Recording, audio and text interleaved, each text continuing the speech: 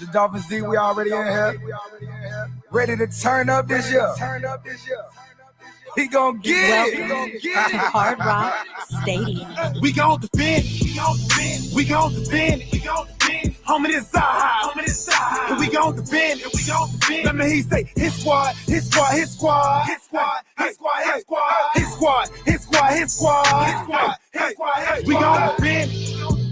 gon' defend. We gon' defend. Homie, this side. We gon' defend. Let me hear you say his squad. We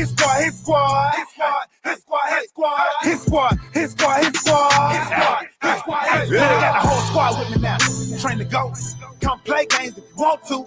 Try to crash our house, you done took the wrong route. We gon' crash on you like a stunt dude. Check y'all like 1, 2. Tap your head like your uncle. You wanna ride, stay buckle. It get loud down here, get wild down here. Turn the field to a jungle. Never disrespect the squad that's defended by a line. And some beats on the piece on our position. Another line in the back, singing to the ER. Just in case you got through the first line with tripping. But if for some reason it get crazy, I got watchers on the corner for my safety. Everybody here well coached. Change the weather under pressure, stay cool like an AC. Woo! But we still make heat. Woo! Was you trying to play me? We be 3 plus 8 deep, but I'm a fool so low. Can't never do great beat. Be great, only way to do great things. Hit hard, only way to make a statement. Come up in our territory, make a payment. Or be in debt with your neck. Gotta we gon' defend. We gon' defend. Homie, this side. We gon' defend.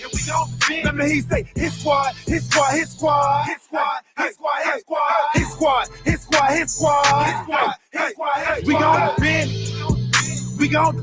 gon' defend. Homie, this side. We gon' defend. Let me hear you say his squad.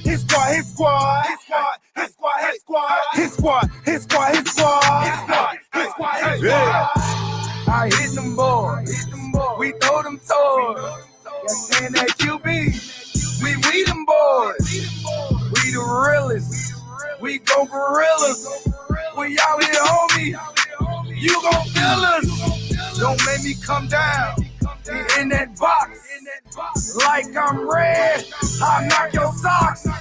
Won't play y'all boys. Cause we some bullies. We'll take your cookies. Cause y'all some rookies. I'm in the building. Me and Shot Jones.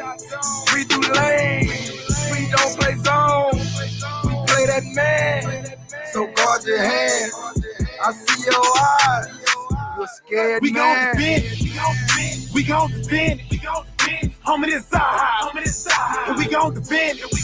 Let me hear you say his squad.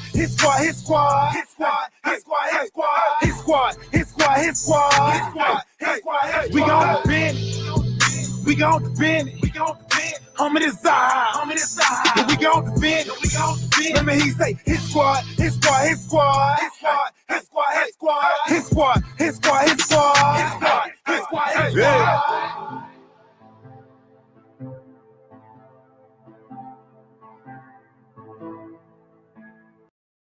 Emmanuel Ogba, part of the Buffet Boys. Shout out Solo D.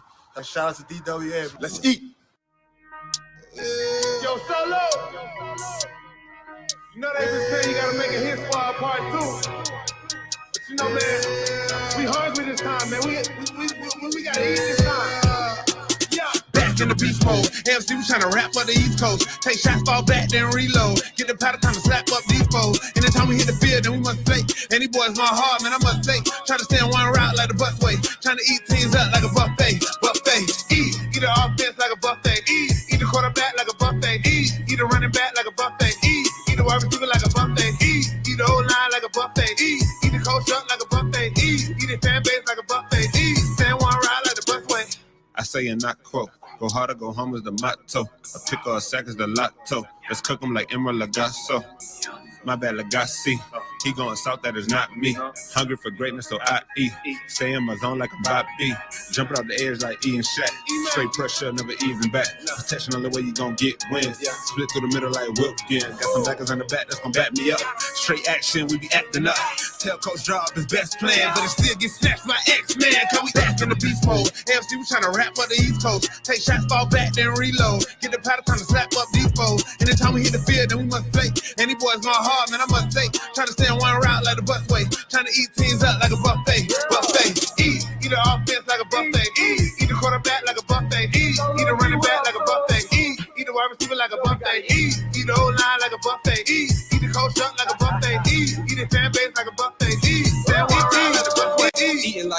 buffet. It be a long day, we ain't gon' play. Yeah, them boys green, no subway. Pick the ball off X and BJ. I don't care about what he and she say. That's nonsense. Check a replay. I work overnight and it's early morning, but I'm turned up cause it's game day.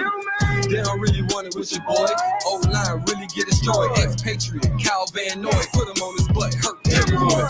What's a grown man to a boy? Jam him at the line, dare you to throw it. Discipline coach Brian Flores. Never getting rattled to the boys. Fans better pay attention, even social distance. I got a witness and you know we blitzing, but mind your business. Christian Wilkins on the line of scrimmage. Far from timid, pushing to the limit, rubbing engine. You know we gotta get it, Nick Nina. You know we gonna big it, Van Ginkle. Take it to the business.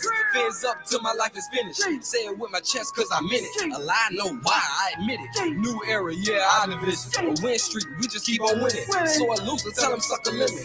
Bills with the Jets and New England. Miami top dogs where you hear me. Back in the beast mode. AFC, we tryna rap up the East Coast. Take shots, fall back, then reload. Get the powder, time to slap up these foes. Anytime we hit the field, then we must play. Any boys going hard, man, I must say. Try to stay on one route like the busway. Trying to eat teams up like a buffet. Buffet, eat the offense like a buffet. Eat the quarterback like a buffet. Eat the running back like a buffet. Eat the wide receiver like a buffet. Eat the whole line like a buffet. Eat the coach up like a buffet. Eat the fan base like a buffet. Stand one round like the busway.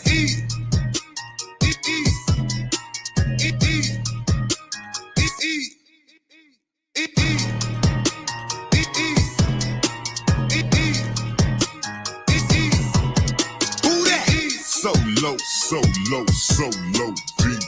So low, so low, so low, deep.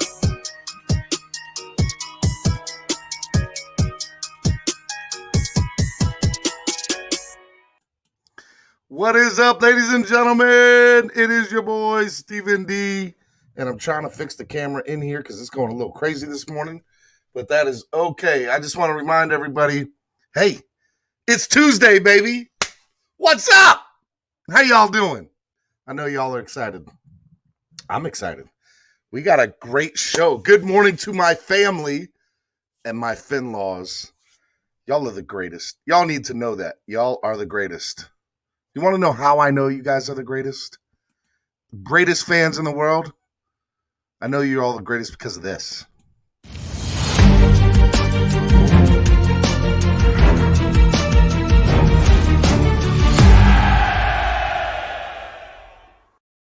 Hey guys, I'm Danny Johnson, CEO at TPP, The Positive Porpoise. I'm Jason Miller from Fins Up SoCal Fan Club. I'm Scott Howell from Atlanta Dolphin Club. Mark Angelo, NorCal Dolphin Club. And you're listening to Clock Blockers, Miami fans' #1 morning show. Run it, run it, run it, run it, run it, run it, run it, run it, run it, run it, run it, run it, run it. What is going on, ladies and gentlemen? It is your boy, Stephen D. I am super, super stoked and excited to be here with y'all this morning. We got a great show lined up for you today. You want to know why? Because it's got you, the fans, involved and directly thought of about it. Because Miami sports music is made by the fans for the fans. Super excited that you guys are here this morning. I want to remind you guys of a few housekeeping things before we get started. Number one, if you guys look up in the top right here, okay, go ahead and hit that like button. I need you to hit that. We all know that Facebook and YouTube and all these things are all algorithms. So anytime you guys hit that like button, it helps us out. It's a big deal. If there's nothing else that you do today, please hit that like button. It's a big deal. It definitely helps us out. The other thing I need you guys to do, if you could, please hit subscribe. Go hit subscribe, and you'll see right next to it, there's a little bell notification. If you guys click that bell notification and you get alerted anytime Miami Sports Music goes live or uploads new content, right? It's going to be a big deal. It's going to be awesome. We're going to have a great day with it. And we always have a good time when it comes to Miami Sports Music. And Clock Blockers, the #1 Miami fan morning show made for the Miami fan, right? All right. Well, without further ado as well, I want to remind everybody this morning that, look, your donations help the channel grow, and it is a big deal. So I want to remind everybody, when you guys do that, it is a big thing. We have a lot of stuff going on. One of the things that we got going on is Tuesday's goals. That's right. We have goals here because we want to grow. And in order to grow, we need your help to be able to do that. So first and foremost, we always like to give stuff away. We like to give stuff back out to the fans, especially when they are doing stuff for us. So that's a lot of work I'm asking you guys to do. So if we reach our goal today of 100 likes, let's get to 100 likes. We're at 12 right now. I think in a span of almost an hour and a half or 2 hours, we can get to 100 likes. Do you think we can get 88 more likes? I think we can get 88 more likes. Let's go. It's up to you guys. And also 25 donations. I will say any single donation of $5 or more gets you automatically entered into Pick Your DWA Swag giveaway. Enter as many times as you want. The winner will get to choose from a set of things. They can choose a DWA hat. They'll be able to choose a DWA pair of shorts if that's what they want, or a DWA beanie. And there's a few other things we're going to add to that list too. So look, any single donation of $5 or more helps us grow. It's a big deal. So we appreciate your donations, right? If the goal is hit of 100 likes and 25 single donations of at least 10 a.m. And remember, a single donation can be $1, right? It could be what my man just did big time of $3.33. Let's start this thing off right, baby. 333 all day. Big time. I appreciate the love. Means a lot. Seriously, no matter what you guys do, whether it's sharing or liking or donating, you just being here means the world to me, and I appreciate that love. Thank you, big time. Thank you so much. I want to remind everybody, if we have 100 likes and 25 donations by 10 a.m., if this goal is hit by 10 a.m., we're going to stay on for an additional 30 minutes, and we're going to talk about whatever topic you all want to talk about. So start liking, start donating. Let's help this channel grow. And your Pick Your DWA Swag giveaway, any donation of $5 or more helps you get in it. So let's do it. Let's do it big time. Let's do it for everything, which is you guys, the fans. All right. Now that I got all the housekeeping stuff out the way from that standpoint, I want to remind you guys, we got a pretty cool show lined up for y'all today. He's not on yet. He's going to be on in a little while. But today's Dolphin chat is Mr. Derrick Pope. So if you guys want to ask any questions today, I want to get your questions in. So how do you do that? Use the two hashtags that you see at the bottom right here, okay? Use hashtag Dolphin Chat, hashtag Clock Blockers. You guys can use that on Twitter, as well as social media, as well as in the chat room here. That will help me know that that is a question that is specifically designed for Mr. Derrick Pope. So please use that in the chat room this morning if you guys want to ask Derrick Pope a question. I will go back all the way to the beginning to start looking for those questions when he comes on about halfway through the interview, because there's a few things I want to get to and I want to talk to him about, which I think you guys are going to enjoy. It's going to be a lot of fun. All right. I did also get asked, how do you donate to the channel if you want to do that? Well, there are 3 different ways to do it. If you guys look up at the top, you guys can go to the YouTube Live Super Chat. All right. If you look down at the bottom of the chat, you'll see a money sign. You click on that money sign, and then the next step, what you'll be able to do is you can hit Super Chat or you can hit Super Sticker, right? Whatever one's easier for you or better for you, that's how you guys go about doing that. And then when you guys figure out which one you guys want to do, you guys go ahead, use you'll see the red thing circled. You guys can scroll that across as high as you want. Any donation of $100 or more to the channel, you will automatically get a autograph from a current or former player, an autograph item. So look, I try to take care of the people who help me out and help the channel out. So any donation of $100 or more gets you an autograph item from a current or former player. So I will take care of you with that. Look, we're trying to grow, and you're one of the ways that we can do it. If you guys see these little tools or these little emojis next to people, you guys are going to see what we call YouTube members. People like Chef Zhu, people like Jason Miller, D-Dub, Dialogue, Tracy Bailey. Like all of these wonderful, amazing people, they all are YouTube members. And what's really cool about the YouTube membership is you get a lot of different perks with it. Some of them being you get a percentage off at the MiamiSportsMusic.com shop. There's a lot of different things, including these emojis, which I think are really, really cool on the right side that make you know that you are certified. So, yeah, I look forward to that. It's going to be awesome. Make sure you guys do that. Sign up to become a member. Become part of the family today. It is a big deal. Now, I do have something to kind of address and talk about. So I'm going to do that right now.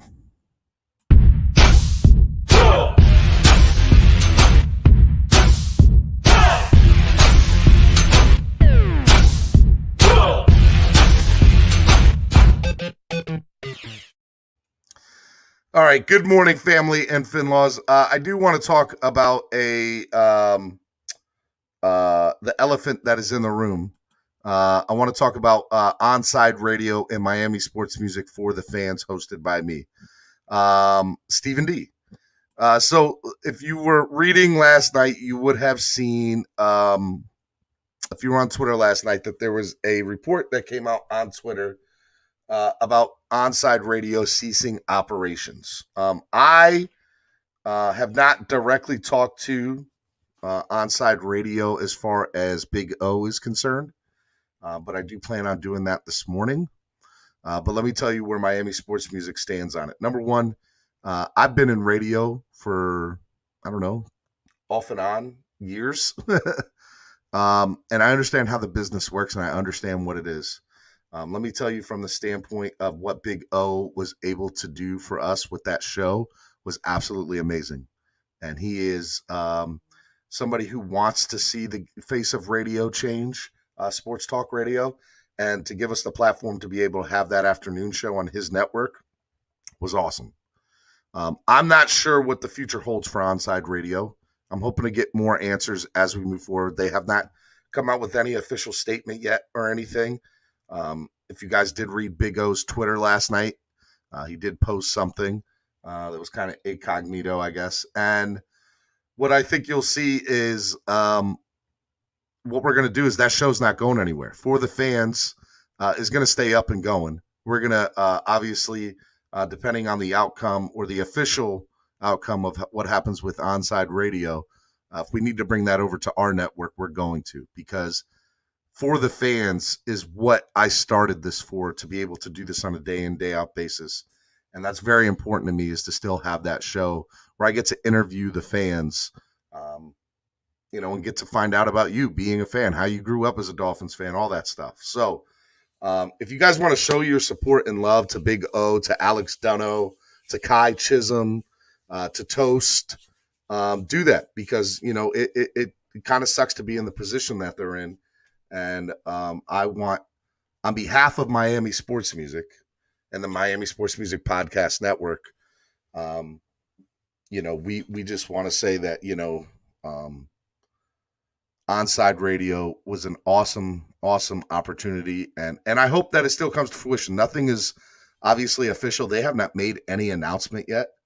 And so I want to give them their respect that they deserve. But I also know that I've been getting bombarded. My phone blew up at like 10 o'clock last night. And I want to be respectful of their wishes and everything too. So I don't know any of the ins and outs. I just know what's been produced in the media, what's not been relayed to me, what has been relayed to me.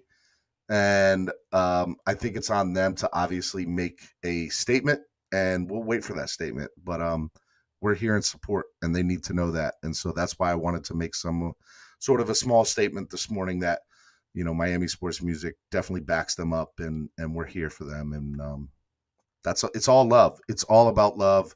It's all about kindness, and it's all about positivity. So we'll see what happens. So just be on the lookout for that. And Miami Sports Music will come out with more of an official statement once they do, in written form. And we'll post that on social media as soon as we get some clarification on exactly the ins and outs of that whole situation. But For the Fans is not going anywhere. That show is going to stay. And if we need to bring it over here officially, we're going to do that. Because it's a great show, and it's great for you, the fans, and we want to keep it that way, because that's what this is for the fans. So I appreciate you guys letting me take time out the morning to address that issue. It's a big deal. And what's more, even more of a bigger deal is that you guys keep on supporting Miami sports music and the brand, and that's what I want to make sure that we do. All right. I'm good if you guys are good. I appreciate the love and allowing me the time to talk about that. So let's get going into the morning show, shall we? Enough of this fancy business.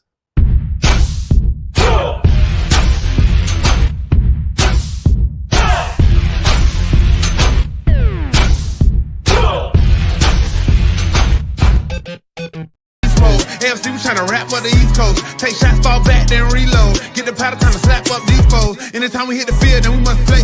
Any boys going hard, man, I must say. Try to stay in one route like the busway. Trying to eat. All right. What is going on, Finlaws, family members? I appreciate the love you guys are showing this morning. Make sure you guys hit that share and that like button. And obviously, let's make that 100 likes a reality. We're at 20 likes. We can get to 80 more likes. Let's go, people. Come on. All right.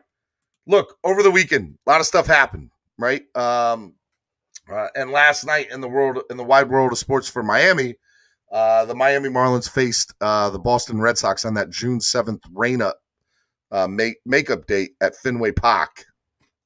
I like talking like Boston, Fenway Park. And the score was 5-3. Unfortunately, the Marlins dropped another one. They're sitting at 25-34, 9 games under 500. I don't know what it is, man. They can't seem to find the win column anything. And, it's definitely I want to say that they're going to be fine, but now, the moment you start getting back and back and back, that's a bigger hole you have to climb out of. So it'll be a lot tougher for them to do. So my hope is that they don't have to. So we'll see what happens. Saxman J. Will says, by the way, shout out to the member, Saxman J. Will. Stephen, that visor was fire, what you had on yesterday. How can I get one? I don't have it next to me, but it is from the Charlotte Dolphin Club. So go to Facebook, look up the Charlotte Dolphin Club, friend them, add them. And when you guys do that, how can you guys go do that? You guys can actually go to the Miami Sports Music website, look up the DWA map. The DWA map's actually pretty slick. Great segue there, sir. And it's pretty slick because what you're able to do is you can see all the different fan clubs that you have there. And when you click on each fan club, you'll see all that club's information, including their social media links. So you can click on that and you'll be able to go straight to their Facebook page. So go to miamisportsmusic.com/DWA map and make sure you guys go check that out because it's going to be pretty awesome. So make sure you guys go do that. And then you can figure out how to get that visor because it's a big deal. Fake Spike 94 with the $4.99 donation. Let's go. That's a $5 donation as far as I'm concerned. So you would just entered yourself into the Pick Your DWA Swag giveaway. Fake Spike, again, I appreciate the love. The goal this morning is 100 likes and 25 donations. We are at 2 donations so far. Let's get it going. And we're at 20 likes if I'm correct. So 21 likes. Let's keep it up, guys. We got a big goal to attend to this morning. Cameron 954. You guys know him better as East 32 Cameron. Cameron said, "Good morning, fam. Let's get it this morning, Stephen." I love how all you guys are like pumping each other up, ready for the morning. Who needs a cup of coffee when you got the family, the Fins family, waking each other up? Always a wonderful and cool thing. So look, going back to the Miami Marlins real quick. Who's to say what's going to happen with that whole ordeal? The other thing I do want to kind of briefly talk about is Julio Jones. Julio Jones was traded to the Tennessee Titans this weekend. And rumors have started to come out that supposedly the Dolphins were one of those top teams in the running. Obviously, they didn't do it. Now, look, Miami Dolphins are probably going to be linked to a lot of big name trades, no matter what the position is. And some of it may be true and some of it may be absolute baloney. But what I will say is, if there is any truth that we were in the running for Julio Jones, I think it'll be a really cool thing because that tells me that the front office, Greer, that Flo, coach, they're not done yet. They're not done making moves, and they're always trying to get better. And I'm not saying that they needed to necessarily get better at wide receiver. But if they thought that Julio Jones was going to be a step up from any of the other guys, all right, I'm not saying all of them. I'm just saying, heck, if there's 8 wide receivers on the roster and you have a chance to upgrade at one, why not do it? It's a big deal. Pamela Carnes, I hope I said your name right. Shout out to you. Pamela in the building, everybody. Pamela, love it. Appreciate the love with the $5 donation. And you are entered into your Pick Your DWA Swag giveaway. Awesome. Awesome. I hope, look, Pamela, why don't you bring more Lady Dolph fans over? Bring them over. All right. This is for everybody. This is a family. You want to know what else is cool, Pamela, too? We're going to have a pretty cool show coming up here soon.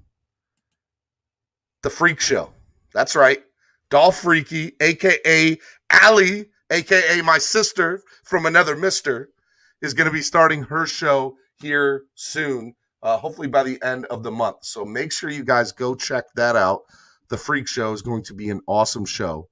If you guys have not already done so, go follow her at DolphinsLady99.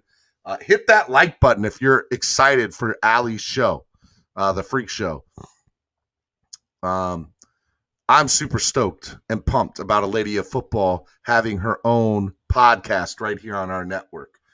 So, guys, we're at 23 likes. If you guys are excited, let's get to 30. If you're excited for Allie having her own show, hit that like button. Let's get to 30. Come on. It's too easy. Too easy. All right. Let's see. What else do we got here? All right. I see what you did there. All right. So my man Cameron says, and our man Juwan James signing a 2-year deal with the Ravens after suffering a season-ending Achilles injury. You know what's funny about all of that is you look how quickly we got rid of Juwan James. Juwan James, I think, played 4 games, if I'm correct. It was something ridiculous in his time with Denver. And that's what, I wanted to be able to see is how quickly does Greer get rid of guys that have overstayed or asking for, like, it's funny because Laramie Tunsil hasn't played that much for Houston. Here's a reality for you. Let's kind of go even deeper into it. Cameron brings up a great point about Juwan James. What if, let's play the what if game and use the hashtag Dolphin chat to rebuttal or reply. What if Larry Tunsil's contract is up, he doesn't re-sign in Houston, and he re-signs down here in Miami? How funny would that be? I think that would be hilarious if that happened. It would go down as the worst trade in NFL history for the Texans. And what if he came back and was nothing but healthy for us? I'm not saying that the track record would or would not be there, but I think it'd be pretty hilarious to have Laramie Tunsil come back and then go, be a Pro Bowler, play at a Pro Bowl level again. I think it'd be too funny if that happened. And I think there's a reality of it happening, which is why I bring it up. I think it'll be very interesting to see what they did. Didn't they just do a new contract with Tunsil last year? I'd have to look into that. But even if they did, I mean, I'm sure that they're going to be wanting to move him soon. I mean, think about what Houston's got going for them right now. They need to get all the draft capital back that they lost. Okay? Shout out to Bill O'Brien, one of the best head coaches in Miami Dolphin history. That's right. I said that right. Appreciate it, big guy. Appreciate all the love. You were better than Philbin, and you never even coached for the Dolphins. I'm just saying. I appreciate it, Bill O'Brien. You are more than welcome. I will buy you a drink in South Florida whenever you want to come down. Just letting you know, buddy. You, sir, are the real winner for the Dolphins, making those trades. Love it. 28 likes, guys. Let's get to 30. Bill O'Brien is the best GM in the history of the Dolphins. He didn't say the Dolphins D1 chosen, but I'll say it for you. Woo! Yes. That man can come to the barbecue whenever he wants. I speak nothing but glowingly about Bill O'Brien. I love it. I love it. I love it. I love it. Yes, sir. Yes, sir. All right, guys. Make sure you guys hit that like button this morning. Donate to the channel. Helps our channel grow. And it gets you entered into the DWA swag giveaway. Let's see here. Look, I'm waiting for our guest to come on this morning. I'm pretty excited about having this former player on this morning, Mr. Derrick Pope. Derrick Pope played linebacker from 2004 to 2007 for the Miami Dolphins and had some pretty big plays in his career with us as far as like games are concerned. So, we'll have to see how that goes. If you guys have a question you want me to ask him, I already see some questions lining up. I know D-Dub wanted to ask a question. Pretty sure Saxman also did too. Yeah, Dolphin Chat was the biggest hurdle transitioning from the NFL to the CFL and the Hamilton Tiger Cats. Hey, great question. I'm going to get that in. Don't you worry about it. This show is for you, the fans. Just because I'm doing the interview doesn't mean I don't want your input. This is where you guys get in where you fit in. Come on now. Get those questions in. Fake Spike says, I need a wrench. I'm about to work on that right now, big homie. Pamela says, hashtag Dolphin Chat. It could happen. It could happen. Why not? Why not us? Right? Tommy Lee McClary says, I'm about that action, boss. About that action, boss. Yes. I love it. I love it. I love it. I love it. Look, guys, let's kind of switch gears just for a second while we're waiting for Mr. Derrick Pope to come on this morning. I'm interested to know what you guys think if you're basketball fans, if you're Heat fans. If Kawhi Leonard, now granted the Los Angeles Clippers moved on to the second round. They beat the Dallas Mavericks in Game 7 over the weekend. If Kawhi Leonard, though, were to lose in the second round, or heck, in general, doesn't matter. If he were to come to Miami, would that automatically make the Miami Heat contenders? Would just adding him to the current roster that we have do that? I am interested to know what you guys think. If Kawhi Leonard came to the Miami Heat, would he automatically make them contenders? Let me know. Chef Shu says, let's go Heat. I'm interested to know your thoughts because this was a topic that I don't think has been touched on enough yet. Carlos says yes, automatically. I remember he was awesome. Yes, along with a healthy Victor Oladipo.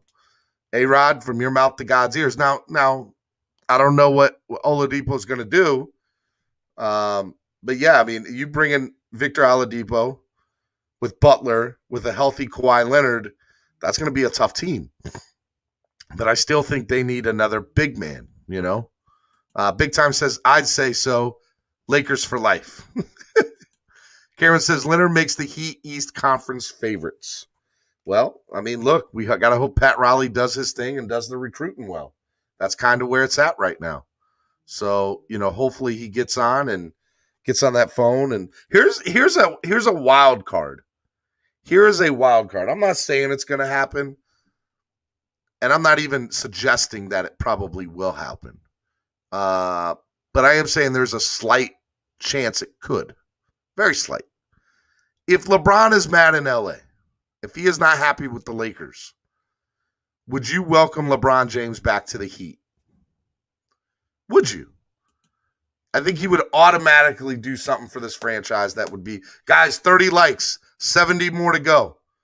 70 more likes to go. Let's go, guys. Come on, let's hit that goal for today. 100 likes, 25 donations. We're at 3 donations. Let's go. 22 more donations to go. They could be $1.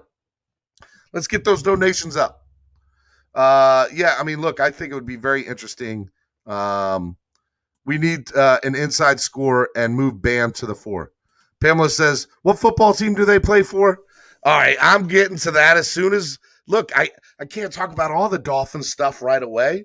If you have a question, Pamela, I will answer your question. If you have a question that's specific to the Dolphins, and I will change the topic back to the Dolphins. Because I want to make sure you stay on that channel. I don't want you to go anywhere. But I also, look, this is Miami sports music. So we're not just all Dolphins all the time. We got the Heat, we got the Panthers, we got the Marlins, we got the soccer team. Cameron says, no, say no to LeBron unless the Finns sign him at tight end. Dude, when he was here in Miami, I wanted him so bad to play tight end for the Dolphins. I wanted him so bad to go play tight end for the Miami Dolphins. And I don't know if that was ever something realistic that could have happened. I know he's a Cowboys fan or Cowgirls fan, but man, I would have loved to have seen it. LB should be happy with himself. Now to your question. It's a business at the end of the day. So yes, the Heat would welcome him back.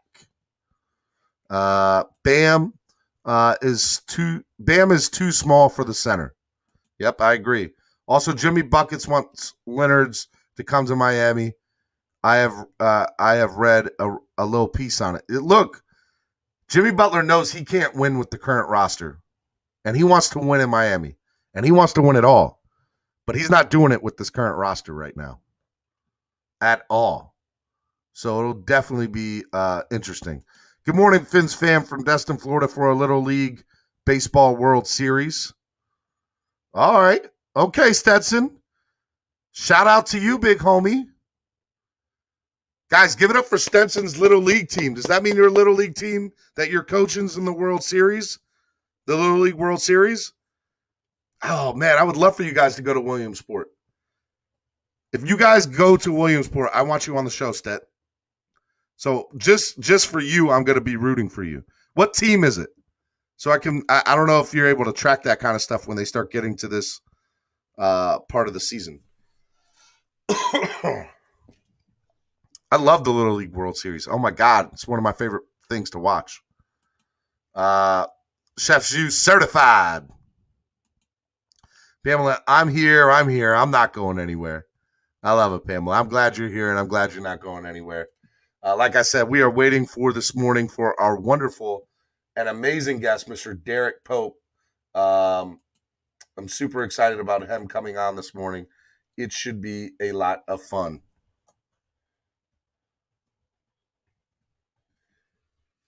So we are just waiting for him to come on. And once we do, it's going to be awesome. Let's see here. Estefan, can you ask him what Junior Seau was like on and off the field? Hashtag I love linebackers. I love Zach Thomas. I love Junior Seau. Hell, I love Joey Porter. Yeah, definitely want to make sure that I will ask that question for you, Estefan. Make sure you put in hashtag Dolphin Chat, hashtag Clock Blockers too, Estefan. I don't want to forget your question, so make sure you re-put that in the Dolphin Chat. So I'll make sure I'll get that in. I'm actually talking backstage right now. So just bear with me. I apologize, guys. I want to make sure that we bring on the gentleman. It's going to be awesome. I want to give a big shout out to the people that have donated so far this morning. Pamela with the $5 donation, Fake Spike with the $4.99 donation, and my man Big Time starting it off right with the $3.33 donation. Love you, Big Time. Appreciate the love. I will definitely make that happen. Guys, remember tomorrow, this is a good time to talk about that while I'm waiting. Tomorrow, we're going to have a pretty awesome show, too. Why is that? I think you're going to like the guest that we have on tomorrow. Tomorrow's guest is going to be none other than Mr. Richmond Webb. That's right. Mr. Richmond Webb tomorrow is going to be our person, our guest on tomorrow. So make sure you guys come back tomorrow for Mr. Richmond Webb. We're going to discuss about him being a Miami Dolphin back in the day, being in the huddle with Dan Marino on day one, and what all that was like. So that'll be a great show. For those of you who have never had a chance, he is such a great person to have on, and he's been absolutely amazing. So look, hashtag Clock Blockers, Richmond Webb, such an amazing guy. So be on the lookout for that tomorrow. That's going to be such a fun episode, and I really want you guys to be there for that. It's going to be awesome. All right. Look, Stetson replied. Let's see here. What did you say, Stet?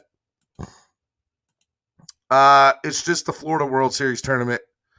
Gresham Park 8 under Pirates from Atlanta, Georgia. All right. Hey. So could you make it to the Williamsport, PA for the World Series? I would love to know. Stetson O'Flaherty, hit that like button. Yes, sir. Hit that like button, guys. Hit that like button. We are at 32 likes. Can we get to 40? Let's go. Estefan, what was Junior Seau like on and off the field? Hashtag clock blockers. My man. Appreciate it, Estefan. Appreciate it. 8 more likes till we get to 40. And then we'll be 60 away from our goal. Our goal of 100 likes for this morning. You know how we get to 100 likes? You guys share this link right now, especially before we get on Derrick Pope. Especially before we get him on. Guys, while we're waiting, I want to answer your questions. So, ask me anything you guys want to talk about. I will answer it. I was hoping to have, a lot of quality time with Mr. Pope one-on-one. So the hope is we get him on. I have somebody working behind the scenes furiously, seeing if there's any issues going on with the computer so that he's on or not. So I follow him on Twitter. Richmond actually responds. He is awesome and humble. Carlos, Richmond Webb is the nicest human being I have ever talked to in my life. He's like a gentle giant. Love him to death. Oh my God, just a great guy. Great guy. Didn't know somebody. Look, I feel like when you play the in the trenches, you gotta have a little bit of a mean streak in you. And I've never met a nicer human being. Like, he is just the nicest. So yeah, Richmond Webb is absolutely awesome. Should be in the Hall of Fame. It's a damn shame that he's not.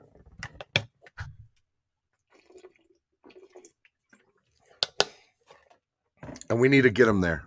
It's on us, the fans, to help him get there. So yeah, let's get him on. It's going to be awesome. All right, guys, 100 likes, 25 donations. We're currently at 32 likes and we're at 3 donations. Let's go. Come on. Hit that like button. Ask me anything you guys want. What was it like playing for the Dolphins during your time here? Hashtag Derrick Pope, hashtag Dolphin Chat, hashtag Clockbuckers. Well, Chefs, being as Derrick's not on the show at the moment, I've never played for the Dolphins personally. No, man, I'll make sure I get that question in for you, big homie. Definitely want to do that. It is going to be awesome. Look, it's copy the clipboard. There we go. I'll tell you what, while we're waiting, because I don't want to have you guys just look at my beautiful smiling face. I'm going to put in the chat box the StreamYard link. If you guys want to come on and ask me a question, I'll get you in. We'll do a little bit of Dolphins chat with you, the fans, while we're waiting. I think it'll be good. Get you on, do a little bit of hashtag Dolphin chat. We'll bring you into the room. It'll be good times. Why not? Why not? Shall we? Why not? So come on, get on. Make sure you hit that like button. Make sure you hit that donate. And we'll get you on this morning. It'll be good times. And let's see here. Who we got coming on? Steven, did you catch TD's show last night? No, but I had people tweeting me about it. What did he say, Big Tom? What did TD say last night on his show? What was it like being coached by Saban? Hashtag Dolphin Chat, hashtag Clock Blockers. Pamela, I'll get that one in for you. I like the question. It's a good question. Let's see here. I put that link in. I have one of you guys come on, talk about whatever you guys want to talk about. Talk about Julio. Talk about the Dolphins. Talk about, do they make any other, off-season moves, OTAs, anything you guys want to talk about. The floor is yours. This is your show this morning. as we wait for Mr. Derrick Pope.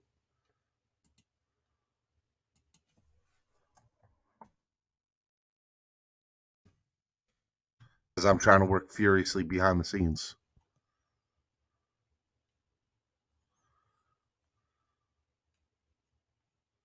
Furiously.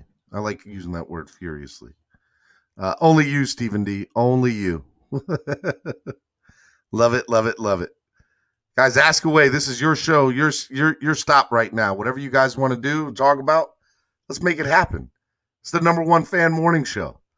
I can't do it without you, the fans. Ask me a question. I'll answer anything you guys want. It will be good times.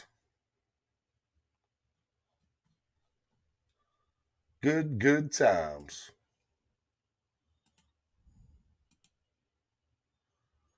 That hat is so icy. You like it? I even got it going with this. I know you like that.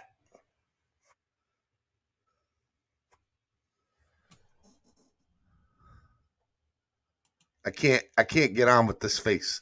Oh, Pamela, I'm sure that face is fine. Ask a question.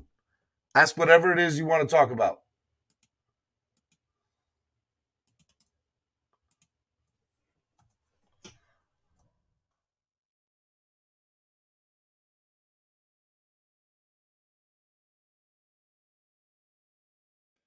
It is going to be good times. Carlos says, we still need a running back. We still need a running back. And how do you feel about the double OC crap? Carlos, this is what I'll say. I agree we still need a running back. I think that is our second, I don't want to say worst position, but second most needed or valued position. What I will say is I love the double OC crap. Here's something that a lot of people don't realize. A double offensive coordinator is something that is already used in our system in the NFL today. Not in our system, but in a lot of systems in the NFL. They just don't call it two offensive coordinator, but they'll have a run game specialist and a pass game specialist. They might call it something different, but we just actually call it what it is, two offensive coordinators. But there are a lot of teams that do it, a lot. So, I think that it'll be very, very interesting from that standpoint to do it. And here's the thing: the guys that we have in the building are guys that believe in Tua, and that's what I want right now. I want anybody who is in that building in Miami to believe in that man. And I think the more people that believe in that man, the more confidence he's going to have, and the more equipped he's going to be to go into the season ready to go.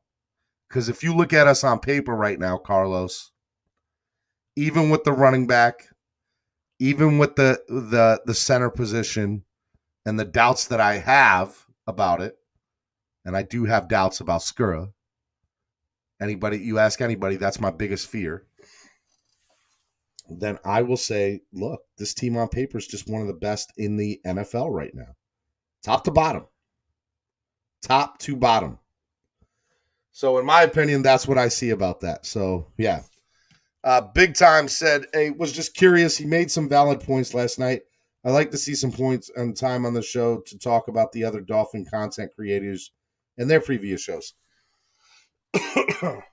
Well, look, that would also require me having to watch all of their stuff all the time because they're on all the time.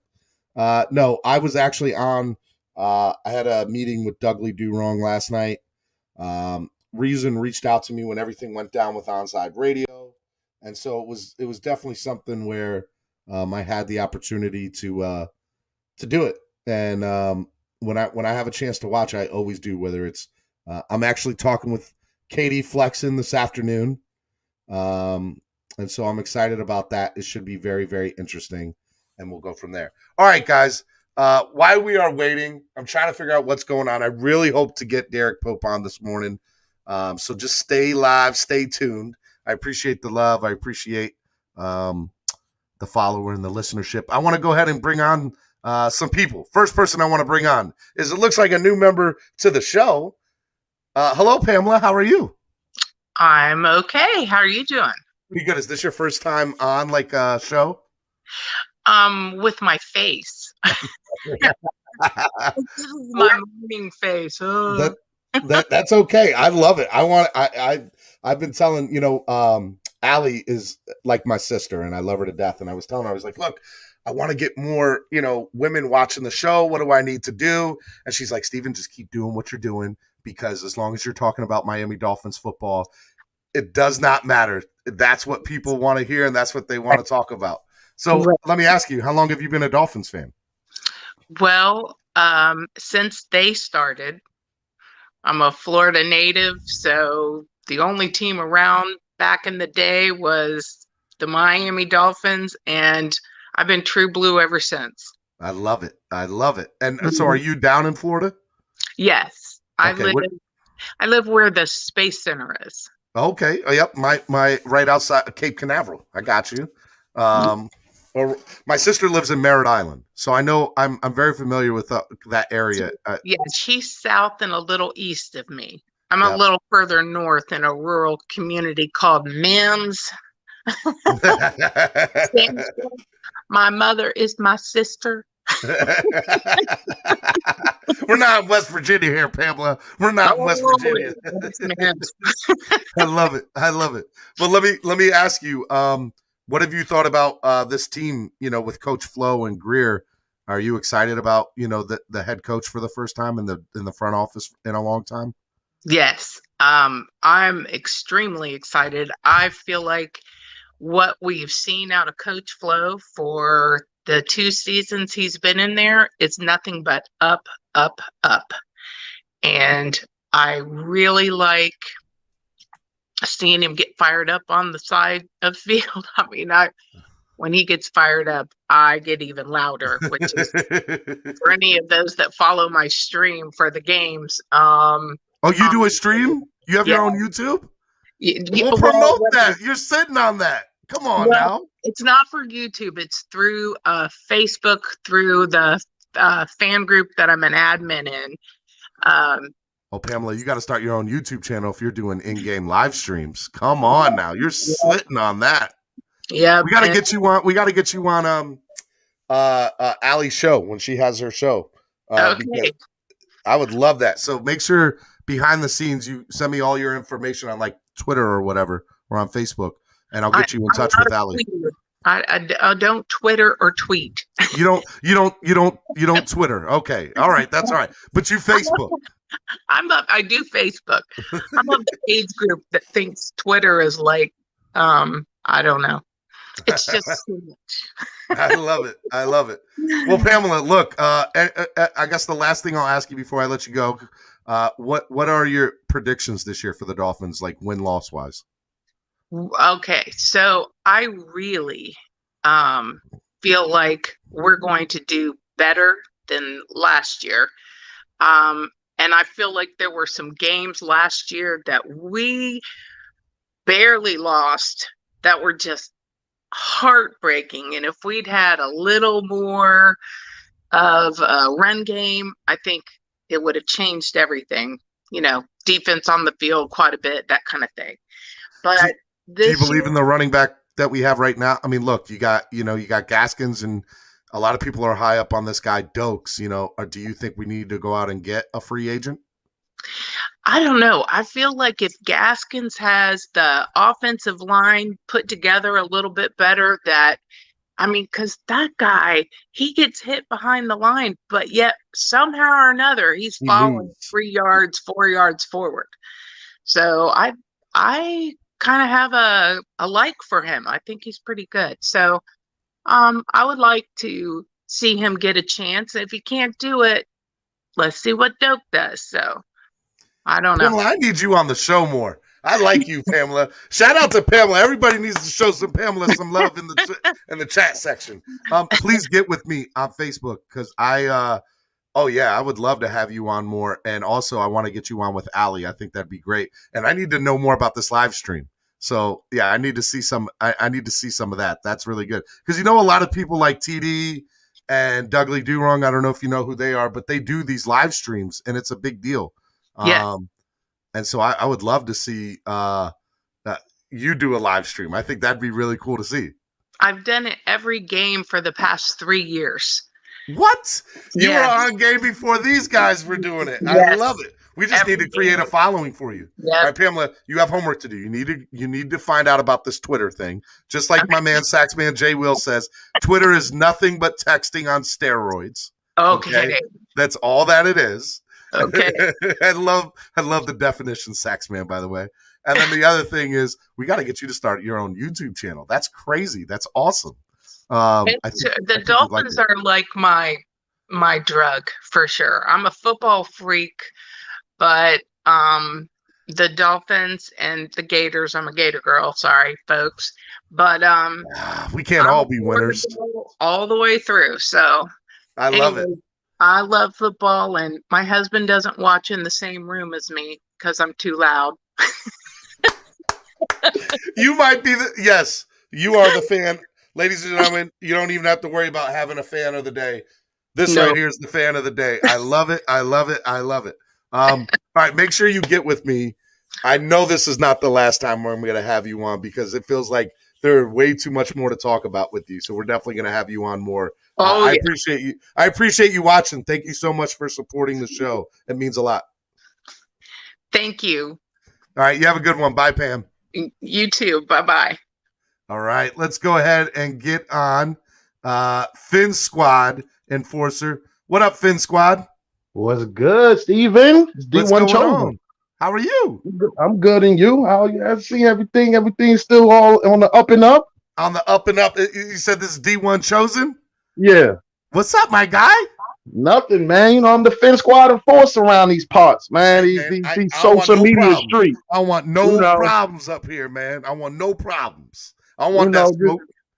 Chin checking people that's talking nonsense. You got an enforcer. How you got a bouncer out here? Just let you know, you got a Dolphins bouncer out here and checking all these fan bases. Oh man, I ain't mad at you. You want me to bring in somebody else? I'll bring in somebody else, and if you need to check them, we'll bounce them out of here. You'll be my bouncer for the day. No problem. No problem. All right, let's bring in the first guy. Let's go to Estephen. Estephen, what's up, my guy? Hey, what's going on, Steven? Good morning, man. Good morning. First of all, Finn, hey, this guy's cool. He's VIP. Just so you know, Estephen's VIP. Oh no, I know Estephen. I've seen him on other streams. He cool with me. He cool. What's up, Estephen? What do you want to talk about, my guy? Oh man, I wanted to give Pamela. I'm just going with the flow, man. I want to give Pamela a shout out for breaking down the running back position, bro. We need to have her.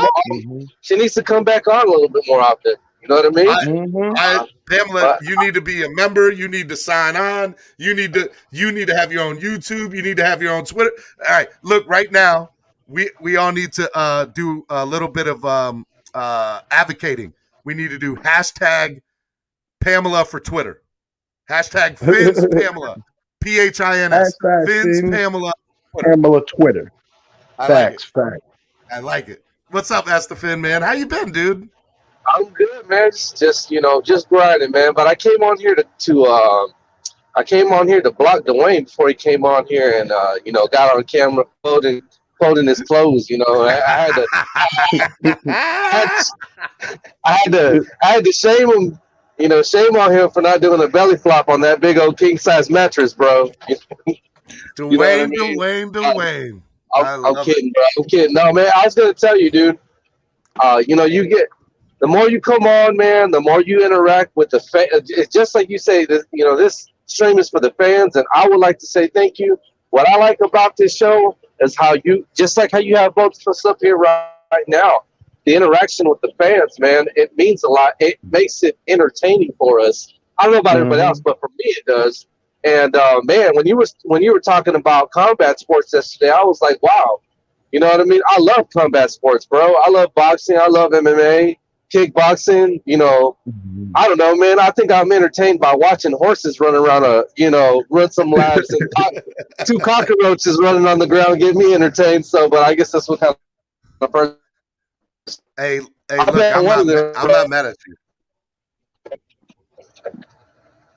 You broke up there a little bit, Esther, at the end, but I'm not mad at you. I think Fin Squad and Force and I will both agree that this is about the fans, and this has always been about the fans. I don't know if I'm going to get Derrick Pope on this morning. It doesn't look good at the moment, but that's all good, bro. We're here for you, homie. I wanted to ask you when you mentioned combat sports. Are you in tune with any of the guys from Miami? Like, do you follow them? Like in MMA? Well, first of all, I love UFC. UFC. Right. I sleep on it on here, but I would probably say it's my third favorite sport. I think it goes Dolphins, and then football's right there with it, right? So football, baseball, and then UFC for me is what I really That's really what's like. up, man. I like at a Miami. Well, Kimbo was dope. That when he was Kimbo alive. was the man. Kimbo was fun as hell to watch. And Jorge Masvidal. I mean, I get down with him, man. I like him. I don't care. I wanted him to win so bad, dude. I was so upset when he lost. Yeah, that sport's so rough, man. You're not just because these guys lose don't mean that they're bad. But the guys that win and well and have good records like Khabib, that is hard to do, man. That is a rough sport. You know what I mean? Just about everybody in that sport's going to take at some point, in their career. But yeah, man, I love combat sports. I love MMA. I mentioned yesterday in the chat, man. Dude, I went to, I think it was UFC 121 in Houston, and everything was a knockout. Who did you see? Well, the main card was who was on there? Daniel Cormier fought Big Country, Roy Nelson. Oh, wow. You saw a really good one. I saw, I don't know what UFC it was, but I saw Johns Bone Jones fight Glover Teixeira up here in Baltimore when Jones's brother was still playing for the Ravens. Man, and I remember where I was that day. It was I was at wild. It was a wild atmosphere. UFC's never been back to Baltimore since then, but bro, it was a wild atmosphere. Hey, Estephen, I got a surprise for you. What's up? Go ahead, D-Dub. Yo, what's up, fellas? Oh, no. He's folding clothes. He's folding clothes, man. You don't even have the bed in the background no more.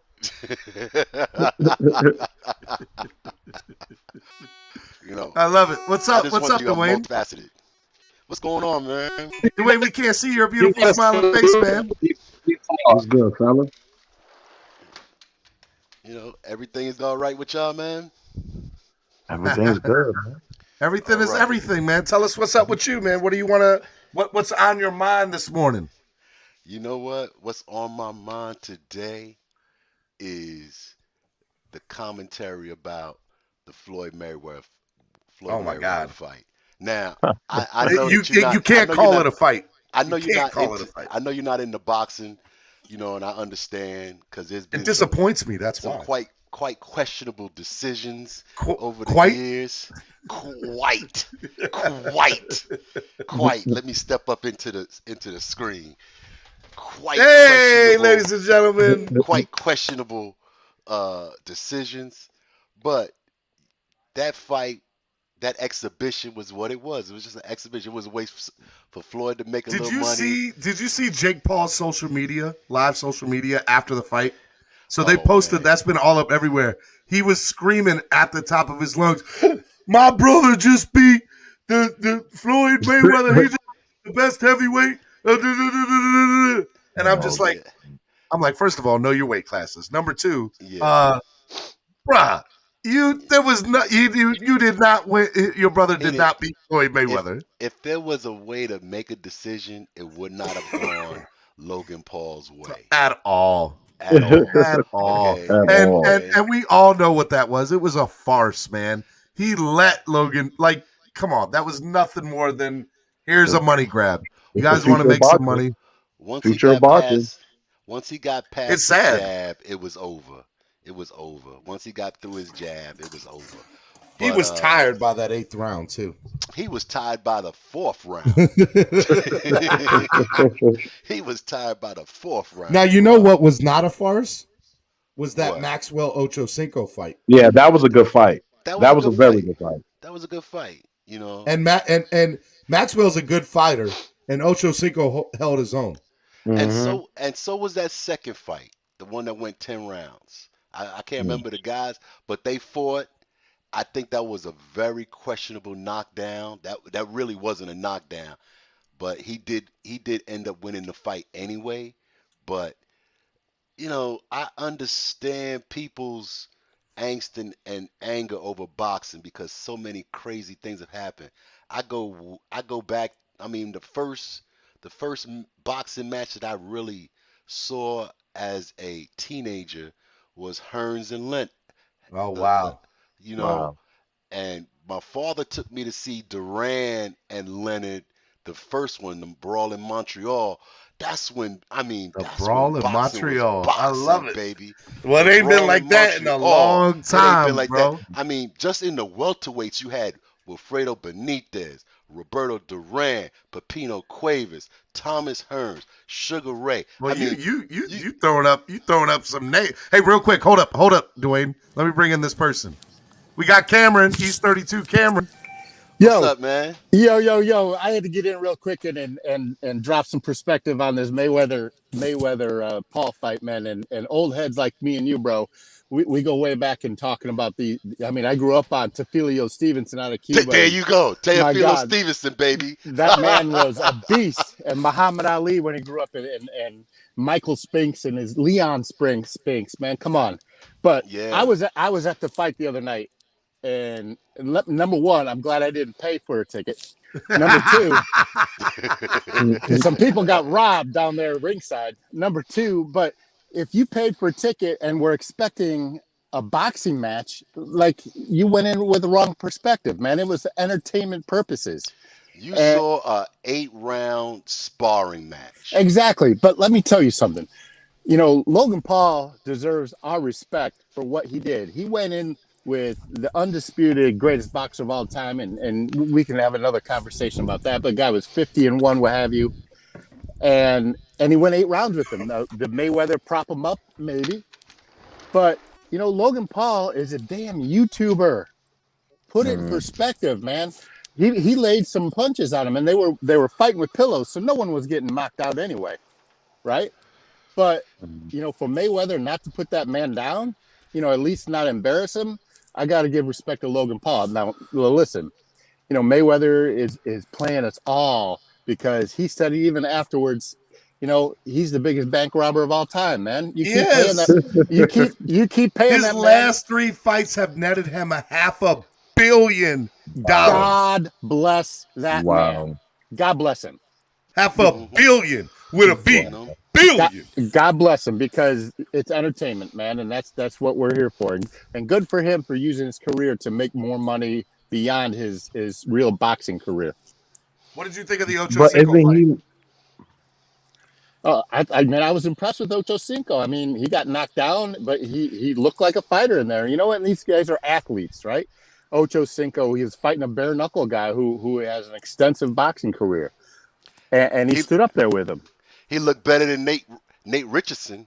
Nate Nate Robinson. Nate Robinson. Hey, Robertson. Nate Nate bro, Robertson. that Robinson. ain't hard to Robinson. do, Dwayne. Hey, no. Man. Throw some respect on Nate Rob's name, man. That guy got in there not knowing what the hell he was doing, and Not And that knowing was what he was stupid. doing. he got put to sleep. Yeah, That but man that's my. became that man. I'd never seen somebody so quickly become a meme so quick. You know, but the thing is, man, you gotta give respect. At least, when athletes transition to boxing, at least put in the time, and I mean serious time, not just 3 months. You can't be a boxer in 3 months. 6 months. Put in the time to actually prepare yourself. So by the time you get on TV, you know, you can represent yourself better than what some of these guys are doing. Now, Ocho Cinco, I tip my hat off to him, but by the same token, he's definitely not ready to be on the undercard of some real boxing event. Oh, definitely not. You Definitely know, not. And I expect Ocho Cinco to never fight again. He did his one thing. He got in the ring. He felt it. He said it was on his bucket list. He said it was just something Exactly.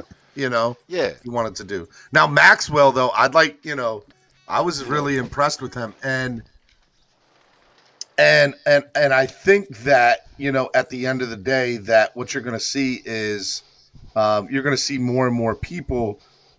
Boxing's going to do whatever they can to bring in viewers. And so having people like Ocho Cinco on, that's going to help them, unfortunately. Hey, listen, I'm really looking forward to this Jake Paul getting his ass smashed by Tyron Woodley, because Woodley is no joke. And I don't think I'm going to pay for that fight, because I want to see this Jake Paul get his face beat in. I don't know if that's going to happen, bro. Woodley's got a bad reputation. Well, MMA rounds are longer than boxing rounds. They go 5 minutes, but he's really going to have to work on his cardio, because he gasses out. And Big just time, like lately, at the back end of his career, and the reason I'm saying this, I'm actually a fan of Woodley. He's disappointed me his last 4 or 5 fights. Oh, Esther, And that's what I see. right there with you. Every fight that he's been in, his past 4 or 5 fights, he gasses out, man. And the thing about him is he's built like a muscle car. Yeah. And so, with guys that are built like that, they're more sprinters. They're not marathon guys. He's got to figure out a way to, I'm not going to say lose that muscle, but he's got to figure out a way to gain some kind of cardio a bit in a, because I think that'll end up happening to him. I think that fight might actually be a lot more even than what people might expect, So I would like Woodley to get a knockout in that fight, to be honest with you. But I don't know, man. That's why I think it's going to be an even playing field, man. I think the worst thing that they did in boxing was cut out the 15-round fights. And I know that there was some casualties with it, but now you don't have fighters that have the endurance to put on a performance for 10 rounds the way you used to. Yeah, but with CTE, you're never going to see that again, dude. It's just never going to happen. I know, but man, you have fighters now, they're like Pop-Tarts. Yeah. Hey, D-Dub, tell them the greatest 15-round fight I ever watched was Iran Barkley and Roberto Duran. Ooh. You go back and YouTube that, and it's a masterpiece in war. Yeah. Tremendous. That was a great fight. I mean, so do you guys not like Aaron MMA? Pryor. No, I'll watch it, but because there's so many matches on every week between MMA and UFC, I don't get a chance to really connect with anybody. So that's why I'm not as big into, or I should say, I don't follow it the way I would a boxing career, because I just don't know him. And so, what's funny? So I feel like this is actually a decent conversation from the standpoint of, you look at old school boxing fans like you and Cam, right? And you look at like what Dana White has created over at the UFC caters to young fans. All right, it does. And so why can boxing not replicate that to what UFC's done? Because boxing has decided for some strange reason to get away from what was successful with them for so many years, and that was the network fights. Putting the fights on ABC, NBC, CBS, you got to see fighters progress. Now, with the way they used cable for the big fights, they lost out on all of the proteges and the transition up the ladder fights. And you don't see those anymore. So you don't get an affinity for the boxers like the way you did in the 80s and the 90s. Yeah, but UFC has a pay-per-view event like every... I'll take that one step further, Steve. Every week they have a UFC event. Every week they have an MMA. But they don't have that in boxing. That's my point. And I'll take it one more step. It boils down to greed between King and Arum. And they control all the fighters. And it's the greed between them and controlling networks, whether it was HBO for Arum or Don King for Showtime. Yeah, but what is Dana White like? Hold on. What is Dana White? Dana White's done the same. By the way, I love Dana White. Let's not get that twisted. But he's done the same thing with MMA. I don't like him, but I'm gonna talk about the sports part of it. But he has enabled his product to be viewed on a weekly basis, which is good for the sport. Meanwhile, boxing has shrunken its product exposure to the point where you don't know these fighters. That's the difference. I think Dwayne hit it on the head, and both these guys did. I think it's a combination of both of those because you have promoters that are greedy and won't cross promote with somebody else because they're being promoted by somebody else. Like right now, you have two guys in their prime at welterweight, and you ain't seen them fight yet. Well, although they are starting to talk about it, but the UFC does something that boxing doesn't. Once somebody rises to the cream of the crop in their fight league, like let's say it's Bellator, they become a free agent. The UFC pays them money, and they come over and fight a couple of fights in the UFC. And if they can hack it out, well, there you go. And they build that person up. They tell you about them. They fill you in. They fill in the gaps. That's it, man. So right now you have Terrence Crawford. And man, his name's leaving me. Help me out, Dwayne, from Dallas. Earl Spence. They're talking about after Earl fights Pacquiao, that big fight finally being set up. But people at that light boxing have been wanting to see that fight for a while. You know what I mean? So it just. And AB says Dana's done nothing for the sport. The sport was going to take off no matter what. Disagree, AB. No, disagree. You know what? No, because if you know the history of MMA, I mean, they were about to go bankrupt, and it was basically a gamble in the beginning. And then those guys they revived it and brought it back, and they just like go ahead, Cameron. Go ahead. And they legitimized it.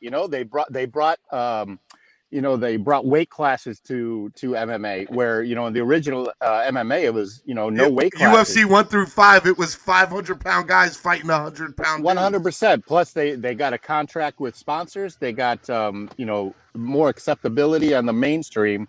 I think the most brilliant thing, to your point, I said that Dana White does was created the Tough Series, the Ultimate Fighter. Oh, and so you got these, and it's still ongoing, and you got these young guns, wanting to get contracts in the UFC, and it's the seed, right? As fans, you start following these guys from the first step, and then throughout their careers. And what's her name? The girl that just won her first title started on the Ultimate Fighter. And I can't remember her name right now. Thug Rose? Yes. Thug Rose, man. Thug Rose, baby. That's my girl. She started on the Ultimate Fighter, man. She's awesome, man. Was she knocked out? What is that girl's name? The Chinese girl. That girl was a beast. And she put a bang on Joanna. Yeah. Yeah. AB said, what did Dana do that other promoters would not have done? Right place, right time. That's all. Bro, you can't say that. You can't. Here you go. The other promoters didn't do it. They didn't. And Dana White, as I know why people hate him. I get it. I understand it, right? But the reality is, AB, is that Dana White is one of the smartest businessmen you will ever come into contact with. And what he did for UFC he took a sport that didn't exist. Nobody knew what it was and created it. Dana White, in all theory, is up there with Vince McMahon. Because you look at what Vince McMahon did with WWE. And you can give me all that crap that, if wrestling's fake, whatever. It's entertainment. And Dana White found to make a competitive sport with entertainment and do amazing things with it. Another thing they did to add to something that AB was talking about, something that legitimized them as well, was they changed their rules. Because there was really no rules. You could headbutt, and back in the day, but to get it publicized to where you can have it on TV, they created the weight classes, they created rules. There was certain standards to make it more entertaining. Like, some people don't understand the grappling aspect. I do. I like it. But one of the things they did was they got educated refs come in. And so now when the fight goes to the ground, if these guys aren't working on positioning and trying to create some kind of transition for themselves when they're on the ground, whether defending or they're in an attack on top, or it doesn't matter, because you can attack and grappling from your back or from the top, but that has to be seen by the ref. If they're just basically trying to get wind, or that it's the position's neutral, they'll stand them up and they restart the fight from the feet, and it's more entertaining. So they've done stuff to make it more entertaining, more appealing. You know what I mean?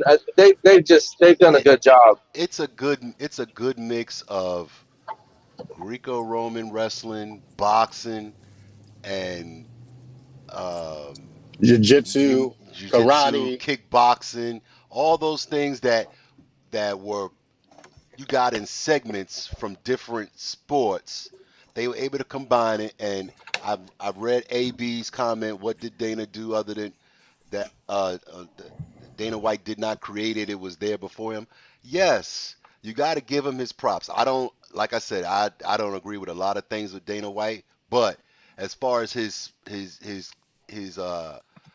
entrepreneurship with respect to taking something and making it more, developing it and making it profitable, I got to tip my hat to him with that. I agree with you right there. Hey guys, I got to roll. I'm driving. I don't want to hit nobody while I'm on with y'all. Nah, don't do that, man. Unless you got a Bluetooth. Hey, Cam, that's why I say Cam, I everybody appreciate get a Bluetooth, man. Cam, I just wanted to jump on quick with you, but I'll see you on Friday on the show. Hey, Xavier Scruggs on Friday, man. I can't wait. All right, bro. We'll see you on Friday. Love you, brother. Love you, man. Peace out, guys. Have a good day. Now, as far as I didn't get a chance to really express my feelings about the Julio Jones trade. I mean, does it help AJ Brown? Yes, it will. Am I fearful of that matchup with the Dolphins week 17? Heck no. I am not fearful of Julio Jones to that point where I think that he's going to beat up on Byron Jones or Xavier Howard, nor do I think that that's going to put them over the top. The Titans' biggest problems were on defense, and they can't stop anybody that has a competent offense. So I'm not concerned about Julio tipping the scales to where the Titans are now Super Bowl contenders, because they're not. I agree with that take because of the fact that just signing Julio, all it does is bring them back to where they were at last year. They just broke even. You know what I mean? They lost the receiver, they replaced him. I think that's all they did, to be honest. I agree 100% with what Dwayne's saying. It's not shocking to me. You know what I mean? Wait a minute. Let me write that down. Esteban agreed with Dwayne. I'm just messing with you, Esteban. We've had multiple conversations on a lot of different subjects over the last year and a half. So it's good to have a conversation with you. It always is good to have a conversation with you. I was just messing with you, man. Now don't you start talking bad about Tannehill, man, because that's my dude. We're from the same town. That's his kryptonite. That's his kryptonite. Well, look, guys, like I declare war. I do want to say thank you for coming on this morning because unfortunately I don't know what happened with the whole Derrick Pope thing. I feel bad that I tried to ring you guys in and it didn't happen, so I apologize. Hey, first of all, wasn't able to happen. Just make sure that everything is all right with them. First of all, yeah. That's the main thing. When somebody's missing, you just worry that something may have happened in their life. Yeah. That So. Oh no ill feelings.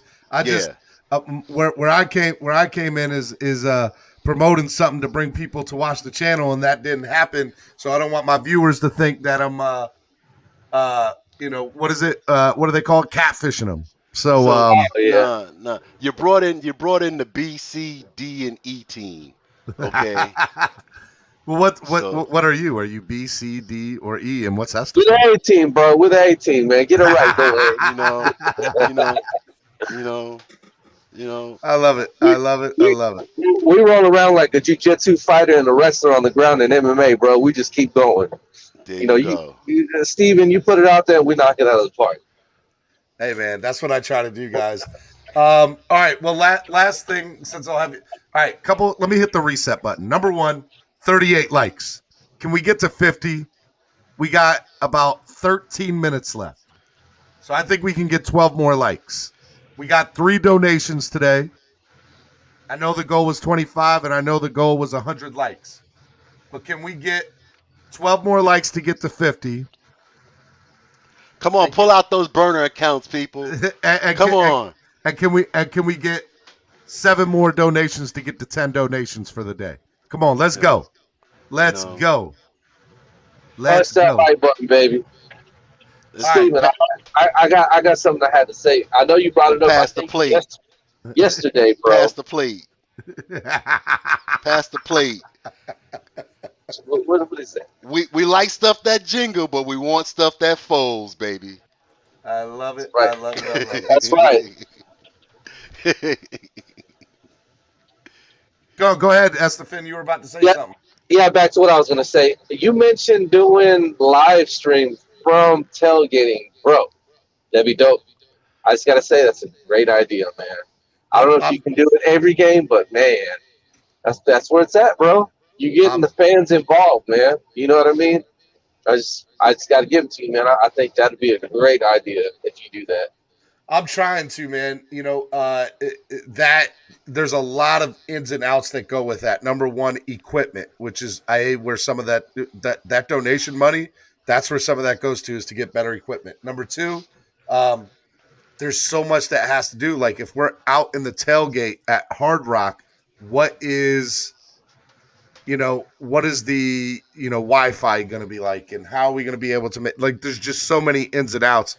And then the other thing is, there's going to be multiple people doing it. It's not just going to be me.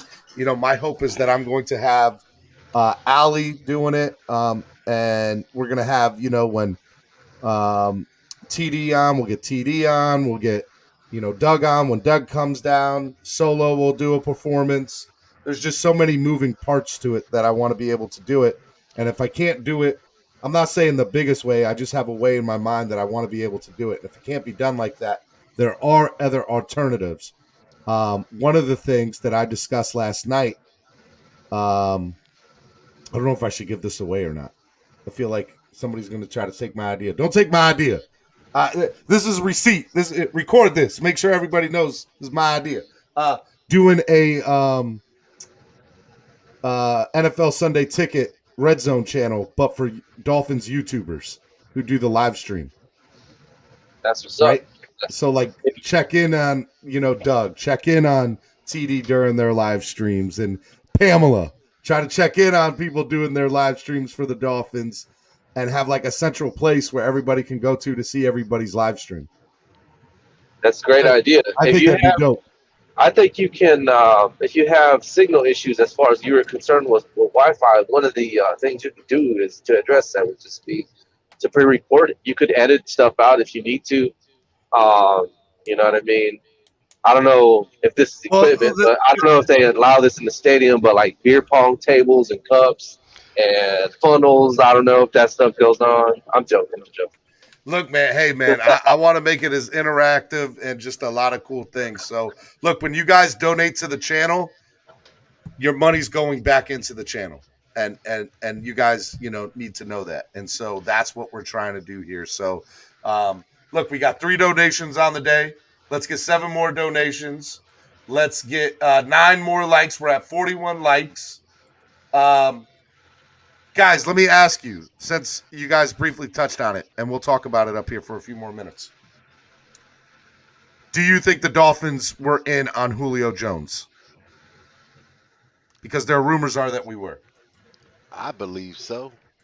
I think that the Dolphins probably offered one of the receivers and a 4th round pick.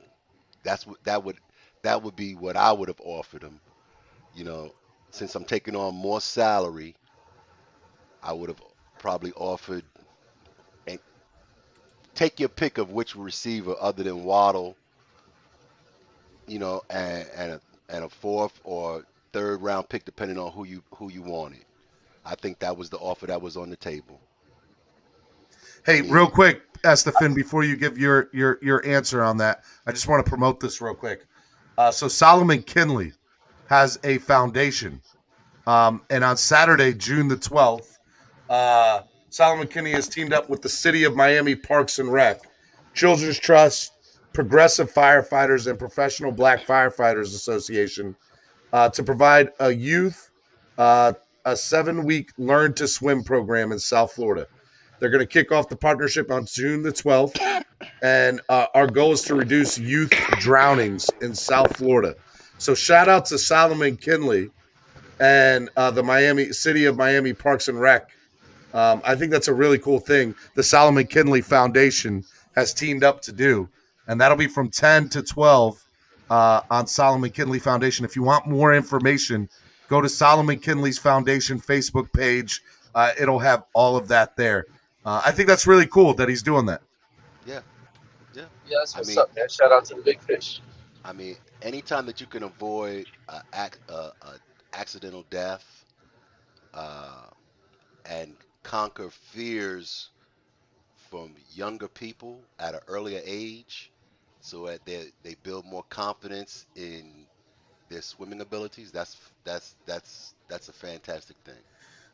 I agree, 100%. And big time. I see you out there, guy. I see you out there, big time. Solomon Kinley. I like Solomon a lot. All right, Estefan, what about you? I interrupted you, man. My bad. No, that's fine. I like what Solomon's doing. Those are survival skills. I know, a lot of people do it for recreation. You get health benefits out of it. It's all positive. So shout out to him and what he's doing. As far as the Julio Jones thing, to be honest, for me, I'm kind of reserved on whether they were in on him or not because I don't know the sources that were releasing the information. I honestly don't feel like we need it because at this point it's about like removing somebody that Tua can possibly have continuity with and bringing somebody in. And I think the continuity thing is going to be huge for Tua this year in his second year, having worked with some of the same receivers, familiar faces. I don't understand. DVP, although he was hampered, very minor for the season last year. He was the most consistent wide receiver that we had. I don't think that I would want to get rid of him. There's nothing that, if he had some kind of decline in his play, I'd consider it. And then you have Preston Williams. He's young. He's cheap. Why get rid? I'm mentioning these guys because as far as body types, they're big like him. And so I just don't see why you would do something like that at this point. To me, it doesn't make sense, but if they were going after him, I guess, I'm not really, I know he's a great player, but nah, man, at this point, I don't want to believe that. I hope Dude, I would have loved to have seen them. Guys, 7 more likes, 7 more donations. Let's go. Here's my question. It sounds like you're leaning towards wanting to have him on the team. Who are you trading? Who are you replacing? Are you replacing Parker? You probably would. I think you have to get rid of his contract too. Get rid of the contract. Right. Yeah. Well, for contract purposes, yeah, that does make sense. I didn't even think about that. Never. Yeah, but it crossed my mind. In my opinion, the way that I look at it, from the standpoint of what I'm trying to see on a day in, day out basis from the wide receiver, Estefan too, is I look at it from, hey, if I can get a chance to get a multiple time Pro Bowler, a leadership in that locker room, somebody who has been an elite wide receiver to help somebody like Jalen Waddle, bruh, I'm doing it. On that alone, I'm doing it. My only thing is, okay, I know you mentioned the contractual side and possibly us saving. If that's the case, that's the only, in my opinion, that's the only way that I would make that move. But I also look at it as Flores is in his third year, and these moves are very critical. You got to compete this year. You got to show us something because the pressure is on this whole team. Everybody talks about Tua. It's not just on Tua. There's pressure on the coaches this year to get to the playoffs. Although we want more than just the playoffs, of course, we all want to go to the Super Bowl. We all want to go to the Super Bowl. Hey, real quick, guys, I got somebody who wants to come back on the stream that I think you all like. Pamela's back. Hey, I normally try not to let people back in to give her, but man, I had to let you back in. Yeah, I was looking at her comments. I was like, I didn't understand what she was trying to get at. So I'm glad that you're on, Pamela. Yeah, I'm fixing Dwayne, to tell what are you doing? Your camera went down, Dwayne. Oh, because I wanted to. I have three different monitors, so sometimes I gotta move things. Go ahead, Pamela. Okay, so I totally disagree about the defense being our biggest problem because so many times the offense couldn't stay on the field for 5 minutes and the defense was on the field the whole game. I don't care who you are as a defense. If you're on the field the whole game, you're not making it through the fourth quarter. Pamela, were you That's referring to my 100% comment? accurate. Were you referring to my comment about the It defense? must be something in the She was chat. referring to your comment about the defense. I was talking about the Titans defense, not the Dolphins defense. Oh, okay. That's why I wanted to get some clarity. Boy, Pamela was coming up here to put you in check, son. She was spitting some fire at me. Pamela, we didn't want the heat. We don't want no heat. We want no sure. problems from you, Pam. No. Oh, and there's a lot of heat comes from here, I just have to say. I'm always throwing heat bombs. Well, hey, let me ask you, would you have liked Julio Jones? And if so, would you have been okay getting rid of somebody like Parker? So I always have mixed thoughts about Parker. I think he is so talented and such a threat, but I can't quite tell if he plays a little lackadaisical or if it's really happened to back off because of injuries. So sometimes, I mean, the dude is just balls to the wall. He's awesome. I love it. And then other times I'm like, man, was his head in that game? And as far as Julio Jones, I mean, back in the day, the guy was awesome. But to me, that's short-sighted. And that is not what Coach Flo has been about. He's about building this team. You're not wrong. I would agree with you as far as the mentality of the team. Now, I didn't say that they should. The question was, what was the Dolphins' offer, if there was an offer? Right. So I think they were in. So would it would have been going against what they've been trying to do for the last 2 years, as they get younger and better without having to take on a lot of contracts. Now, would any of your three minds changed if Julio was traded to, let's say, the Bills or the Jets or the Patriots? No.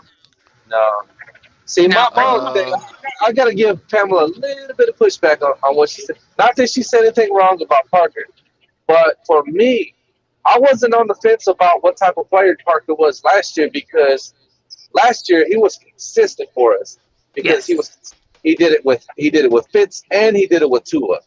So and in some of the toughest games, he was the only guy that was still catching balls, and he was consistent with it. I go back to the Bronco game specifically when I'm talking about that, because that was one of our worst games. He was one of the only guys that was now we have all these weapons. Now's the time that Parker is going to show even more, and you will appreciate him even more this season. I agree, because I didn't like the thought of the talks about trading him. I didn't like that because I thought he's going to get it all together and go somewhere and jack us up. That's always been my big fear, Pamela, with any of our players. Yes. I like to think that's changed with this regime, but I've always feared that Miami just hasn't had, and I'm not saying that, by the way, Flo is that guy. Let's get that straight. But in the past, I've always felt like, well, our coaching just isn't good because these guys will go somewhere else and all of a sudden ball out and it'll be crazy. And I'm like, well, why couldn't they do that here in Miami? And the reality is that's coaching. That's chemistry. That's coaching. And for a long time, we have not had that here. I do think we have that here now. I agree 1,000, but I do think that there were a couple of coaches that screwed us over for years to come, and we can start with number one, Saban, and yes, he screwed us over like for years because of the trades and picks. I mean, I could throttle that guy. I'll go a little Hit that bit like further button back. if you agree with Pamela that Saban is Satan. Hit that like button right now. I'll go a little further back, and I'm going to take it to Wannstedt because.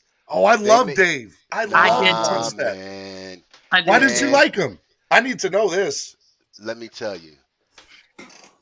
Never developed the offense. Okay. Chose Jamar Fletcher over Drew Brees. Case closed. Closed. You mean Dante Culpepper? No. No, because that wasn't Wannstedt. I thought that was Saban. No. That was Saban. Wasn't Pennington the quarterback when Wannstedt was coaching? No. That was like 03. I believe that was Pennington. Yes. No. Satan was the one that killed us on Drew Brees. And he killed us the second time. I'm talking about the first time. Oh, you're talking about the draft. To draft Drew Brees, and they chose Jamar Fletcher. That's why I use those two names. Okay, you're not wrong. Jamar Fletcher, or it was. I think it was Jamar Fletcher was the cornerback they chose. You do realize we could have had Aaron Rodgers too at one point, and we chose Ted Ginn Jr. Yes, I know. Now I'll tell you what. I do not talk bad about Dolphin players ever, except Ted Ginn Jr. I mean to tell you, you talk about a guy seeing he's fixing to get hit. Does he reach for that first down? No. He runs out short because Lord knows he couldn't take a hit. Oh, my gosh. With the 10th overall pick from the Ohio State. What the? Yo, I'd never in my life been so mad at a draft pick the day we drafted Ted Ginn. Because I knew, I said that Aaron Rodgers is there for the taking. Yes. You had it. Yes. Why Ted Ginn? To this day, I still get infuriated about that. I gotta tell y'all. I know everybody likes Waddle, but we passed on PHINS TALK this year, and that guy was a legit blindside specialist. From the tape that he's shown in college, I just gotta say, I'm questioning now. I'm not saying I love Flores. We're still doing a good job, but they got to get it done on the field. And so this Eichenberg that they spent 2 draft picks on to get in, the second round, got to pan out. He has to pan out. He passed on PHINS TALK. That was the best tackle in the draft. He fell to 6, and if you put it in the right context, this draft was loaded with wide receivers. It was. In my opinion, and I was consistent about this on multiple platforms, I did not want a wide receiver in the first round, period. So, kudos to. But are you mad at Waddle's pick, Estepin? No. I mean, I'll be honest, bro. I'm trying to become accepting of it. I'm not on the bandwagon yet, man. And a lot of it has to do with the fact that he had a foot injury, and now you're hearing about him hobbling around in practice. My thing with that is when you have injuries, the only way to get over certain injuries is to rest. Some injuries you can actually aggravate and make worse by being mobile on them. Like, he needs to sit down. He needs to go somewhere, sit down, do rehab, whatever he has to do to get 100%, because we drafted another injured player, another player that has a history of injury. So guys, we got to 50 likes. Yeah. Shout out to 50 likes in the building. Congratulations. So yeah, I agree about the injury thing. That for a few of our picks, I was like, But those players have such heart. And Waddle, for example, I mean, he's like 12 years old. So when you're that young, you repair pretty quick from, a lot of injuries. I mean, Tua's injury, I think, was much more Tua's extensive. injury has ended people's careers. You know what I'm saying? Like they have straight devastated people. Yes. And so, not their careers, their lives. Exactly, 100%. 100%. And here's another reality to it. This is why, like, by the way, shout out to fantasy fan panel. If you don't know who this is, Pamela, Fantasy is the local troll of said show, but we love Fantasy Panel here, even though we disagree with a lot of what he says. But he's here's something that a lot of people that are not Tua fans will say about it from the standpoint of that injury. They're scared about it. Like it's something about him that is going to like be in the back of your mind. Here's where I disagree with that. When Aaron Donald hit Tua in that very first game, Tua got right up. He's a big boy. He got right up. He's a big, strong boy. And for me, that says a lot about how you deal with the adversity of having an injury like that and being scared. Now, the other thing is you've also been on the side of these press conferences of Tua saying, you know what? I wasn't 100% last year. I didn't know the playbook 100%. I did. Guys, no preseason. No real training camp. 90% of his offseason last year was rehabbing. That's it. That's all it was. And so now this year, you have a playbook with two offensive coordinator that's catered to you. You have a true offseason. You've been on practice fields in Florida in that hot sun, working on timing routes with wide receivers. I promise you on everything that I love, I think Tua is going to have a Pro Bowl year this year. I think he's going to have the best year from a year one quarterback to a year two quarterback. I don't want to be negative Nancy, Steven. I'm not you go ahead and be negative Nancy, Estefan. I'm here for I just got to say, man. Okay, I got to give. Okay, I got to give Finside a shout out. They did a show last week that was more on the uncomfortable side, but it's stuff that you got to talk about because you got to be a realist. Okay. So probably a lot of what they talked about, I've spoken with privately on multiple occasions with EM before and after the draft. Some of the stuff that they talked about, I brought up recently, including Waddle. Waddle also has to pan out because of how much wheeling and dealing we did to go from 3 back to, was it 12, then back up to 6. We actually gave up 2 picks for him. He has to pan out. He's a 6 overall pick. He can't be hurt. But what I was going to say as far as Tua, the heat is on. There's no excuses this year.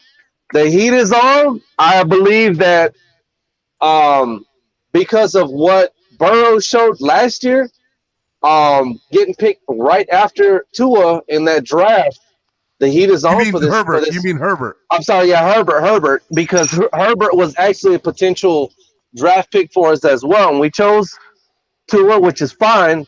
But the heat is on for this guy. I understand what you're saying. I disagree. Let me finish real quick. Last year, he was doing his workouts privately with Dilfer, not privately. His pro days with Dilfer. It was that closed off environment, and he looked good. He was in his nylon shorts. He was moving around. I even thought Tua looked good. I was more of a Burrow fan, and during the college season, but I thought he looked good enough to draft. Here's my only thing. Tua looks good now in practice in his hoodie, moving around. One of the things that I've talked to you as well as Ian privately is that one of the things that I saw was his mobility, and along comes with that is your core training flexibility, which he's shown pictures on IG, where he's doing this resistance band training, which I believe deals with your core, and that's fine. That's what I said I want to see him doing. I really don't care about him gaining muscle. I want his flexibility there, because Tua was very mobile in the pocket when he's in college.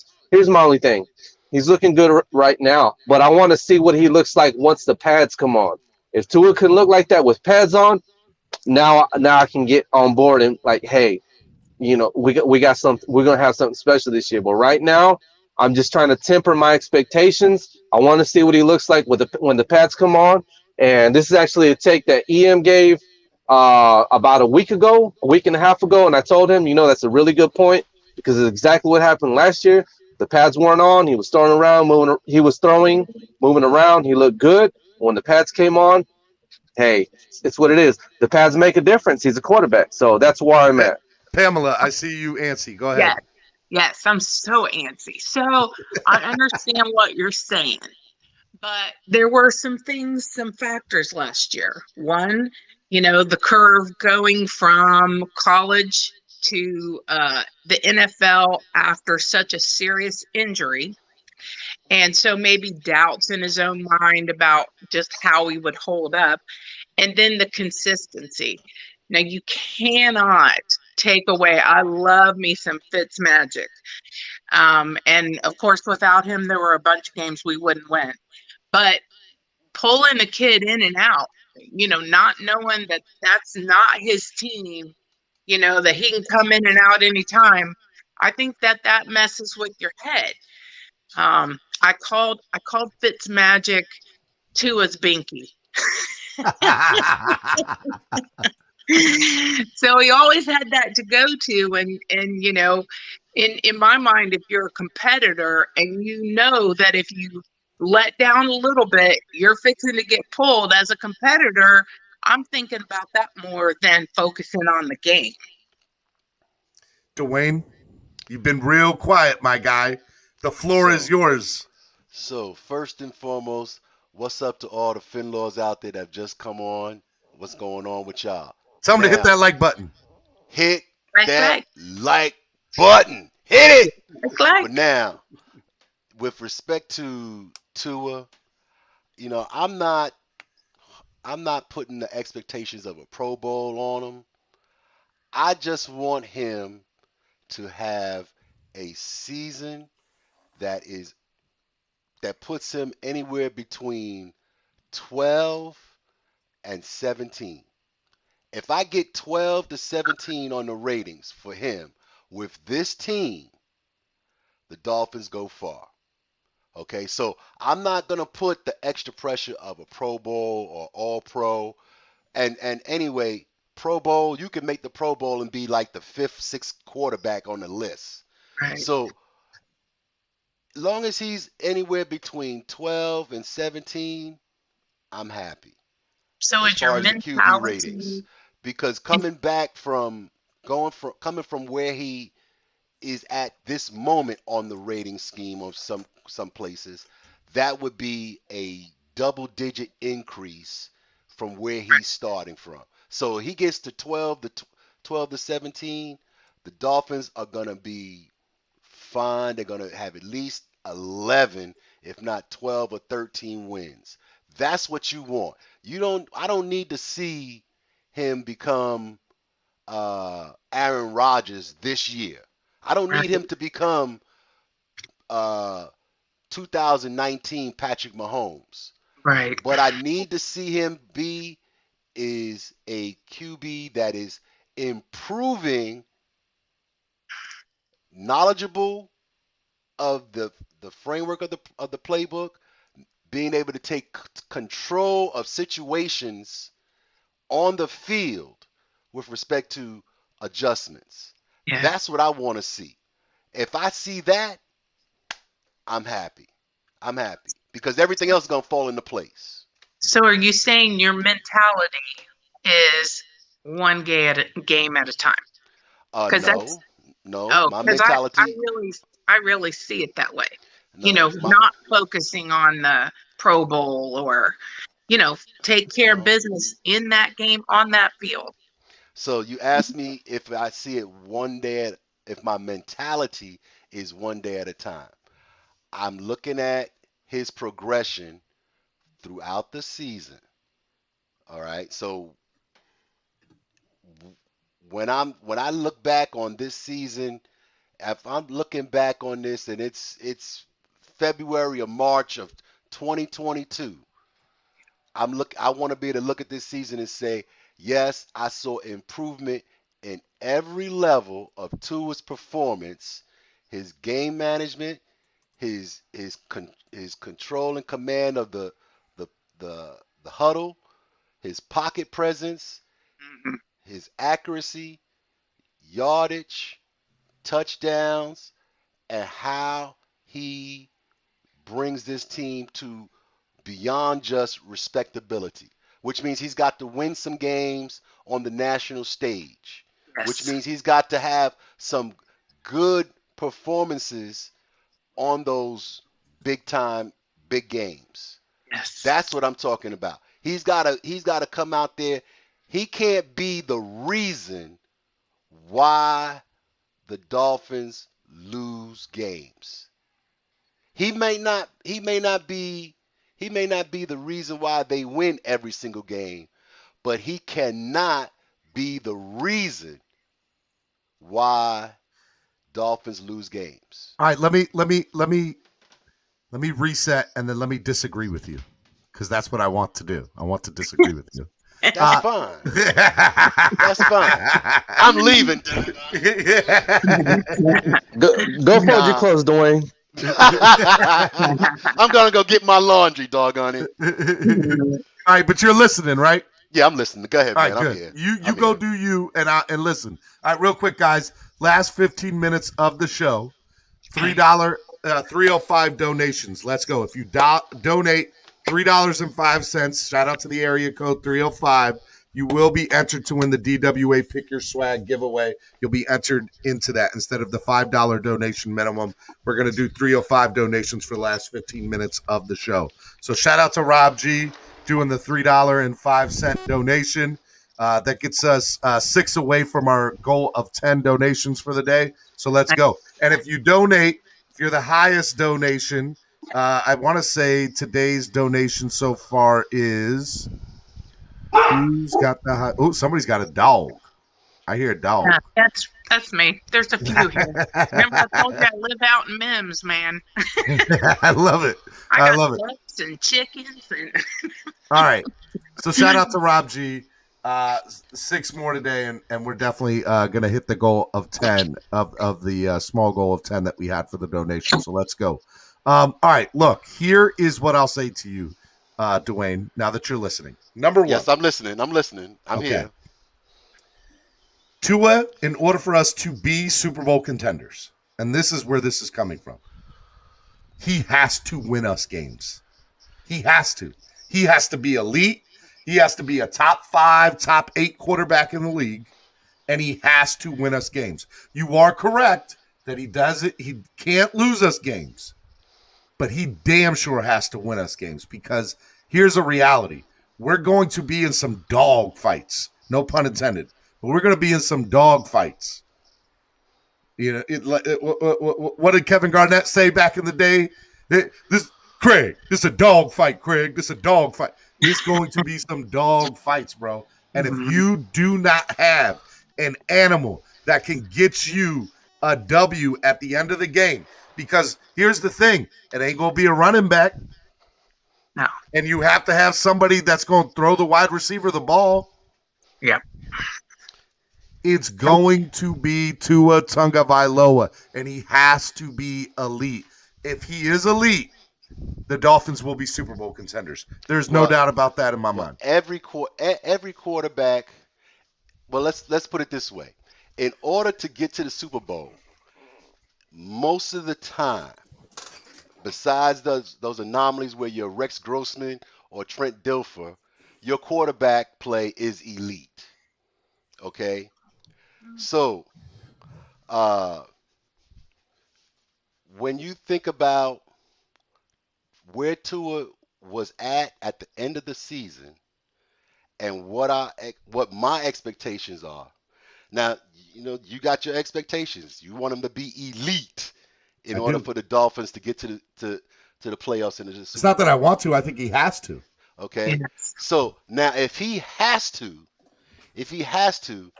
now you're asking him to have one of those Dan Marino-like seasons, and I don't think he's there just yet. That's why I'm not ready to put that type of pressure on him. I think that if he's anywhere between 17 and 12 on the rating scheme, with the team that's assembled right now, you're gonna go deep in the playoffs.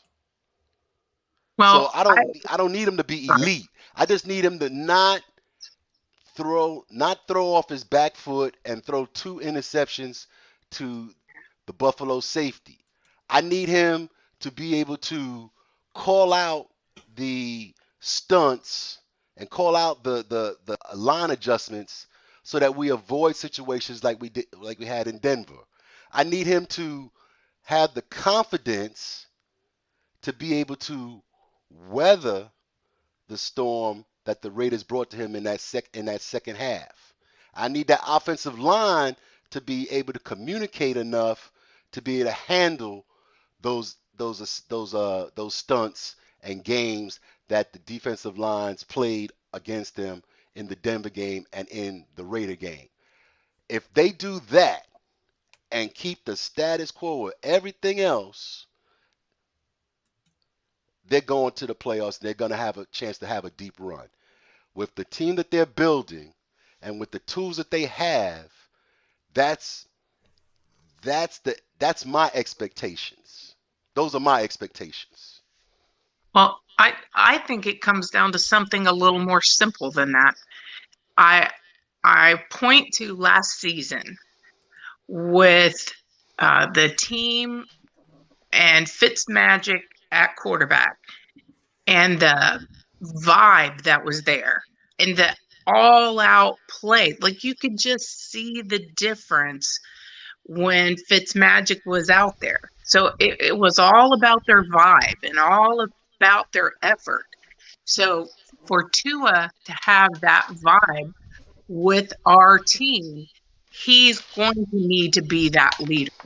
And it doesn't mean he has to run afraid, like worried about making mistakes. He just needs to play all out, balls to the wall, and inspire his team. And I honestly see us winning. My favorite number, 13. 13. That's my favorite number too. Ah! I'm sure that's a lot of people's favorite number in here. Well, it's also my birthday, so. It's my birthday. When's your birthday? 3/13. I'm August 13th. There you go. What? Yeah. In fact, on the other stuff, if you see me, I'm FinFan 313. So. All right, just like we said, hey guys, what is the promo that we're doing in here, guys? Hashtag Pamela, Fins Pamela for Twitter. That's what we need in life. We need you to have a Twitter account. I disagree with all of y'all, and my birthday is on August 1st. I disagree with all of y'all. No, I'm just playing. Yeah, I just want to give a little context to basically what all you guys are saying. I think the thing that I'm looking for, he has to step up his level of play from last year and knowledge of knowing the playbook. And all he has to do, you can label it elite, you can label it game to game like Pamela said, or you can label it as what Dwayne said, not lose us the game. Those are all intangibles of being a great quarterback. But what he has to do and must do is increase his level of play. He has to play better. He has to learn that playbook. And he's got to be consistent with it all year long. Because when you draft players in the draft, you need to draft guys that are consistently playing good.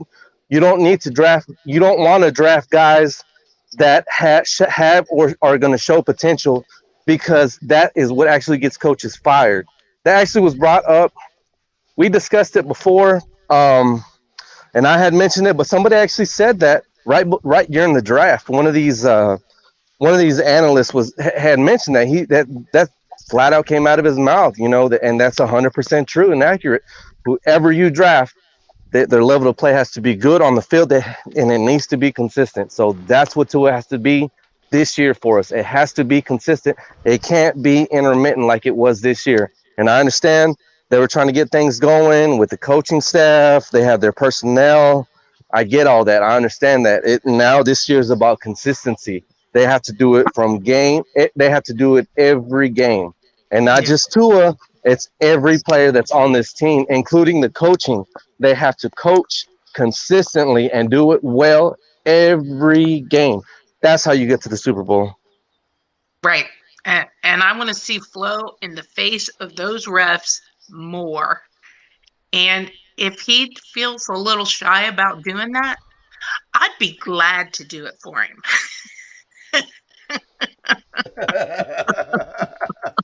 I ain't mad at you there.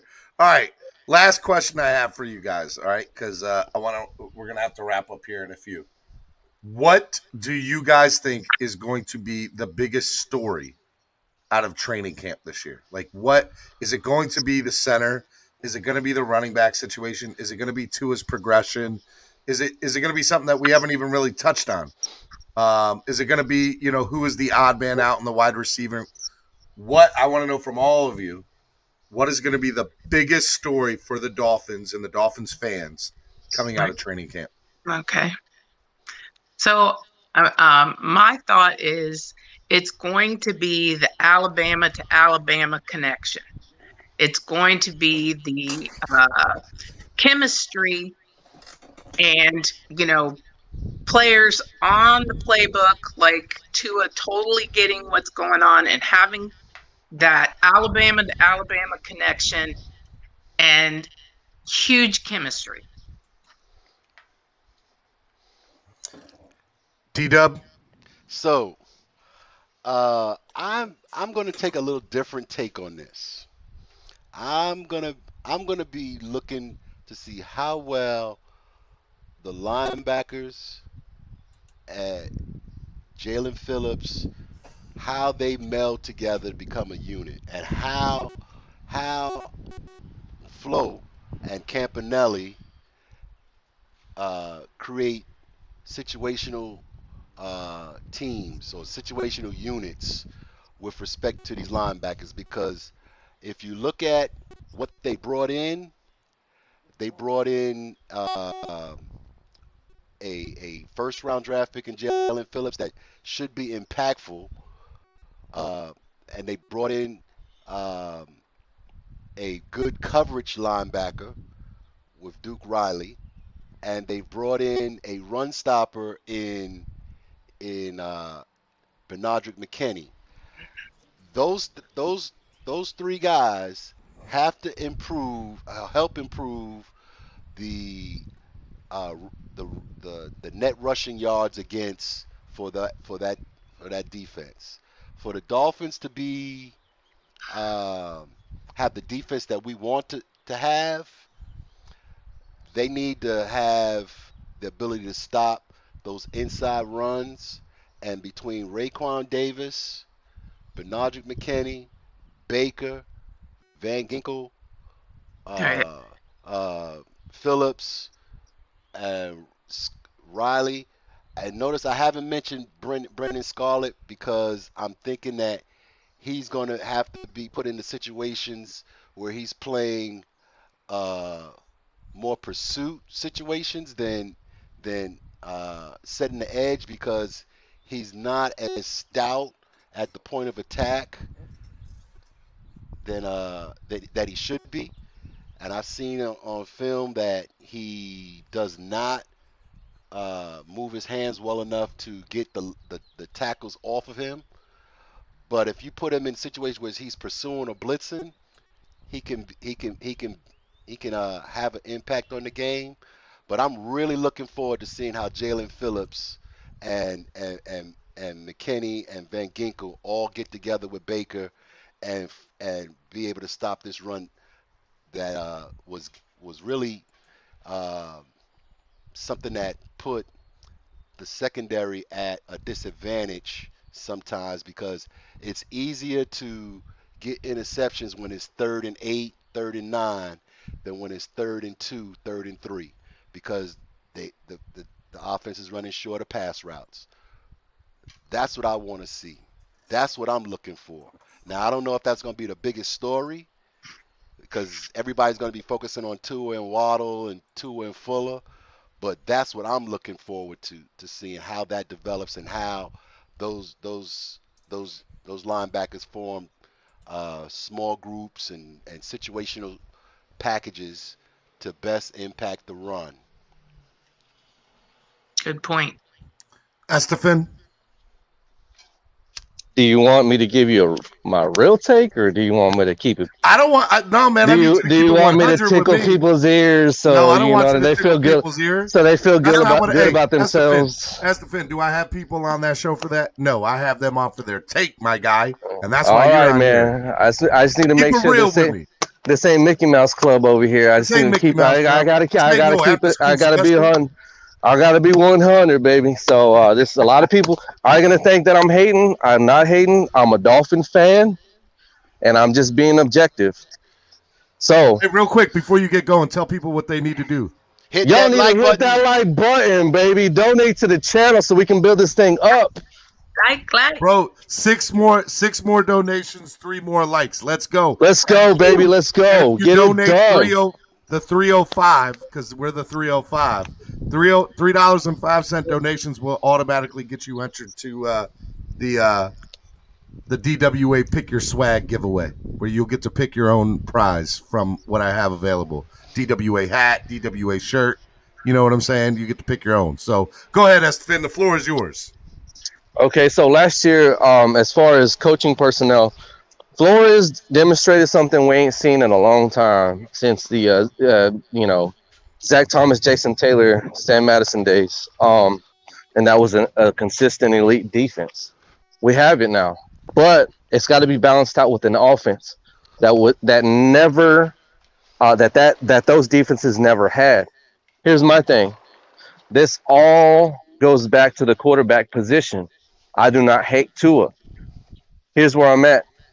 At some point in time, if things don't go right, that heat is going to start to come Flores' way, which I think it shouldn't. I think Flores has assumed his role as coach, but that's just me speaking as a fan. So, in my opinion, I think the story of this training camp is going to be Tua Tagovailoa's play and how if he assumes his role as the starter. I don't believe that they're going to give that to him. There needs to be a gap between his level of play and Brissett's. If they're anywhere near each other as far as talent and skill, and that's being shown on a consistent basis in training camp, then you're going to start hearing rumors of Rodgers. And if things clear up with Watson, a lot of people think that's a fish dead in the water. It's not. I'm just speaking objectively. I'm just saying if that QB race is anywhere close, the heat is going to be on Flores. He also has to salvage his job. If he has to make the move, I believe he'll do it. So I love Tua. Don't get me wrong. So I'm not a Tua hater. I want to see him succeed, but I am a fan of the logo. Whatever it takes for us to win. If the coaches make the assessment that Tua is not the guy and they need to move on from him, then that's what we need to do to win the championship. I'm on board with that. But I hope he makes it. Estefan, let me ask you: do you think Flores is on the hot seat? No, not right now. Not right now. So, but if I'm just saying, with the amount of capital and resources that he's been given, that could potentially be a problem if we play like we did last year. And so here's where we have to show improvement. Here's where first of all, you're my brother from another mother. But I need you to realize something. I think you're dead wrong on this, and here's why. Okay? There is no, in theory, bro, we are in the 3rd year of a rebuild. We are way ahead of expectations. Where we are right now, you usually don't get till year 4. He did this after 2. Right. So I don't think that is the case. I think we live and die with Tua. If for whatever reason Tua doesn't seem to be the guy this year, then yes, I do think we can hit the reset button on quarterback. And this is it. This is and everybody's like, is that fair for Tua to get 2 years? Look, this is the NFL. Yeah. This is going to be what it is. If Tua doesn't show that he has it this year, I don't know if he gets a third year chance with this crew. Now, with that being said, do you guys know this quarterback named Josh Allen? Maybe you've heard of him. His first 2 years sucked. Yes. I mean, straight garbage. Yes. And now the man is Super Bowl or NFL MVP talk and an elite quarterback and all of this other crap that people are talking about him for. Which, by the way, I agree. I agree to an extent on what you're saying. But what we're talking about right now is hypotheticals because Tua hasn't proven himself as a professional in the NFL. 9 games. No, I understand that. I understand, and he's going to get his shot.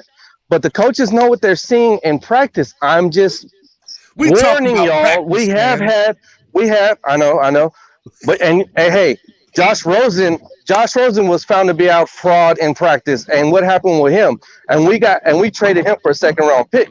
So I'm just saying, I'm just saying the thing with Flores is real. What I was saying because it's already in the fan base. There was people that were calling for Flores' job after the Bills game, which is ridiculous.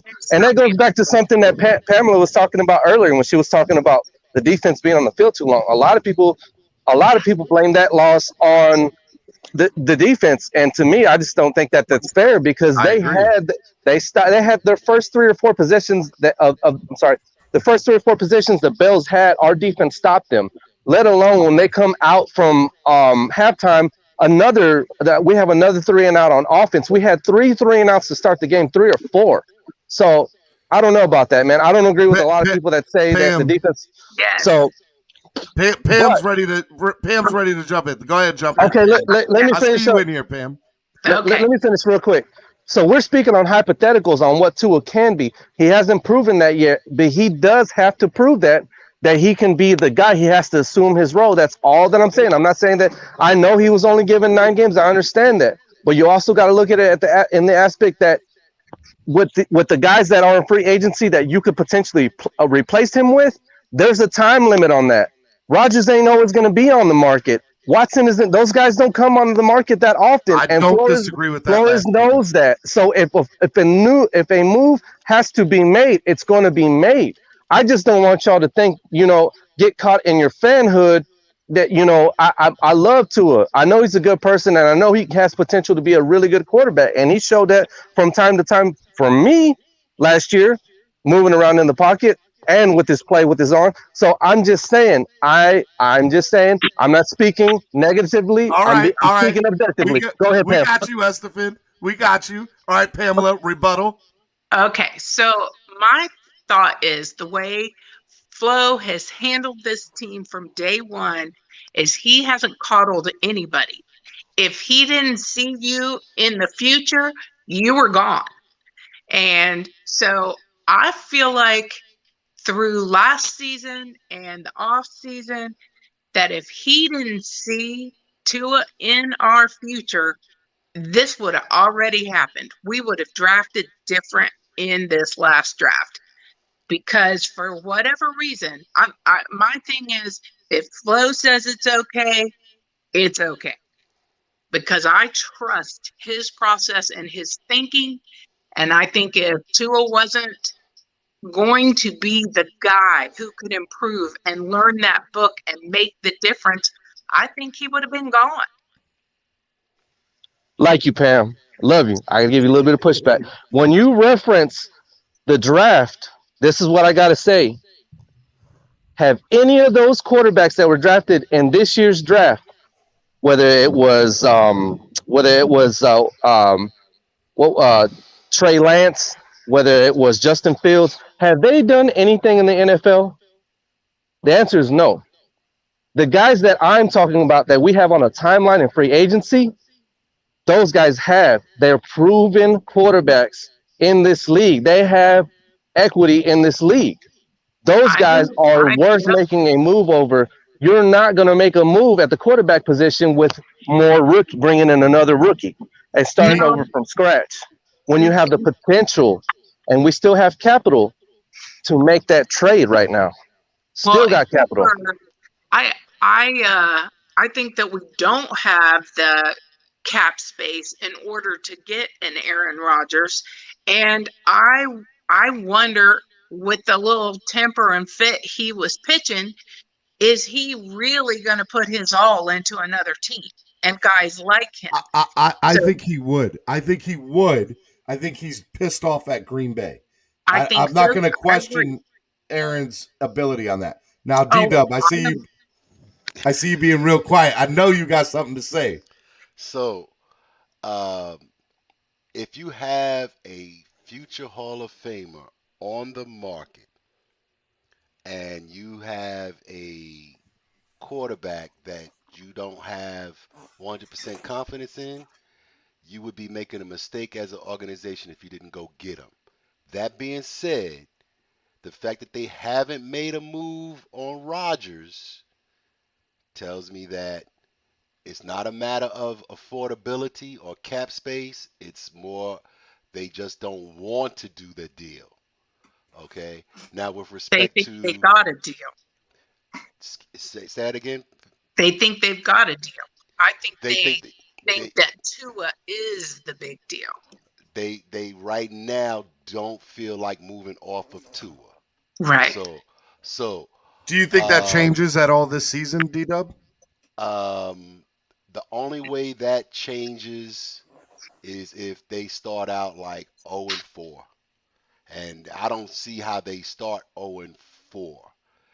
So that would be the thing. If they start out 0-4, Tua has thrown like 8 or 9 interceptions and didn't look good, then knock on wood. I need everybody to knock on wood right now, because damn. But don't be jinxing me like that. No. I'm just. You asked me what it would. You're take. right. That was the question that was asked. Right. So, that would be a situation where they probably would be like, okay, especially if Rodgers is still out there sunning in Hawaii, they probably would make the deal. And they have the cap. They have both the draft capital, and you would figure out a way to get a Hall of Famer on your team. If that meant trading Gesicki, if that meant cutting Gesicki, if that meant getting rid of hell yeah, you're gonna get rid of them. You're gonna get rid of them for that reason. Now, if it's Watson that's talked about, another proven commodity, maybe not as proven as Rodgers, but has just as much time available to him as a career as Tua. I mean, what, 2 more years, 3 more years? Okay. Could you make that deal if under the same situation that Tua starts out and struggles? You might have more of a pushback from the fan base, only because it's not a Hall of Famer. It's just a Pro Bowler. And notice how I'm saying that. Okay? But if Tua's not as effective as everybody's wants him to be and is not meeting the potential, then yeah, you would be remiss as an organization if you didn't want to at least think about it deeply, the chance of moving on from Tua. All that being said, I do not want that. Although I'm not a Tua crackhead. Okay. I'll be fiending for some Tua. By no means am I gonna root against the kid because he's wearing the logo.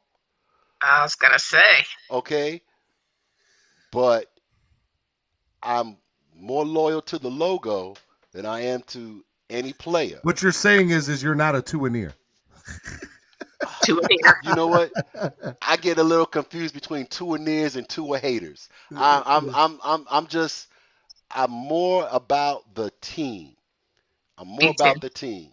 Okay. Yep. And I just want to take a quick second.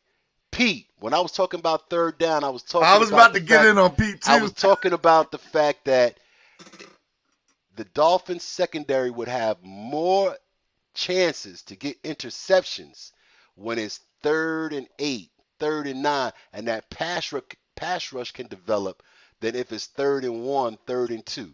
Yes. That was my point about third downs. Not that the Dolphins lacked anything last year on third downs or that they didn't show up, but it's just obvious. If the run defense is allowing 4+ yards a carry, first downs and up the middle, you want to improve there. Yeah. That's what I'm looking for. Absolutely. Absolutely. All right, guys, we got to 60 likes. That's a big deal. Yes.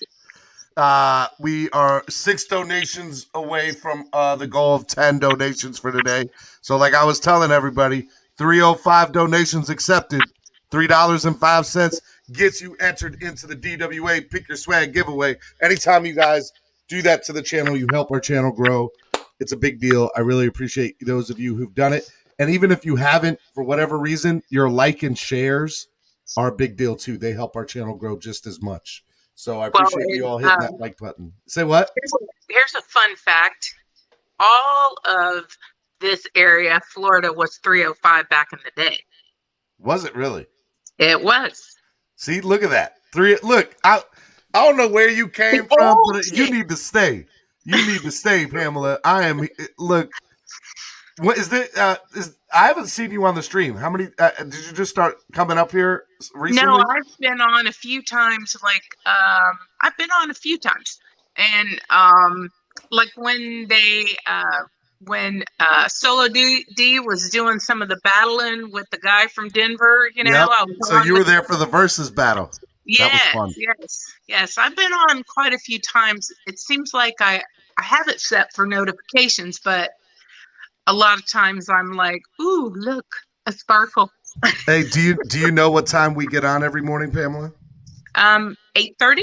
That's right. Why don't you tell the people? 8:30 a.m. 8:30 a.m. Everybody. I'm not playing. Y'all need to come on. Let's do it. D-Dub, man, any last words before I let everyone go here? Sure. First of all, everybody, don't worry so much about Pete.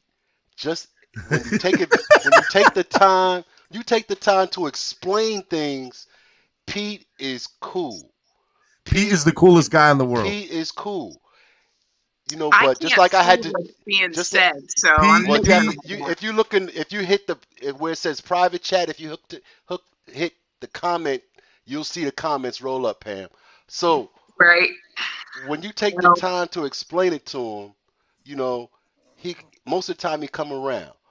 But don't get upset at Pete, because Pete is a good guy. Pete just is like Pamela, that. Get back on.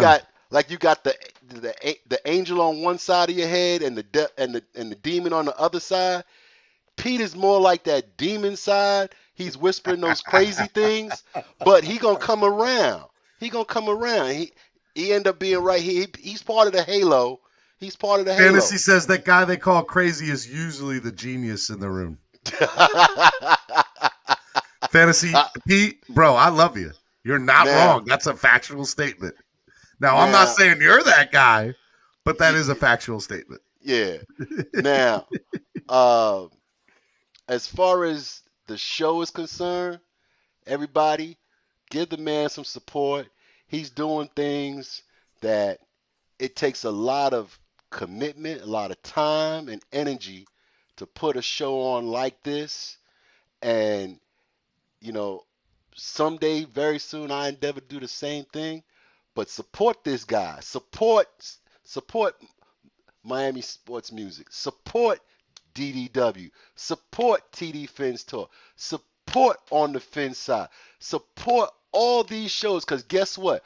All they're doing is promoting your team, the team that you root for and spend hours in consternation or joy over. So support them. Support them, man. Support them, people. And thank you, Pam, for coming on. Thank you, Esteban. Sometimes I say Estefan, sometimes I say Esteban because I know. But thank everybody for coming on, and looking forward to seeing this tomorrow. Tomorrow we got Richmond Webb on. 8:30, Richmond Webb. You know, it'd be He'll be great on. if you. Yeah, it'd be great if you could get both him and Keith Sims together.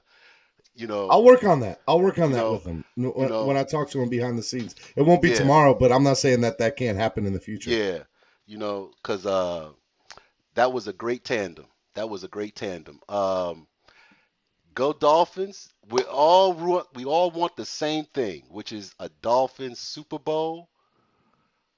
So let's just hope that Flores and Greer, Campanelli and Boyer and Godsey get it together and create what we all want for this team.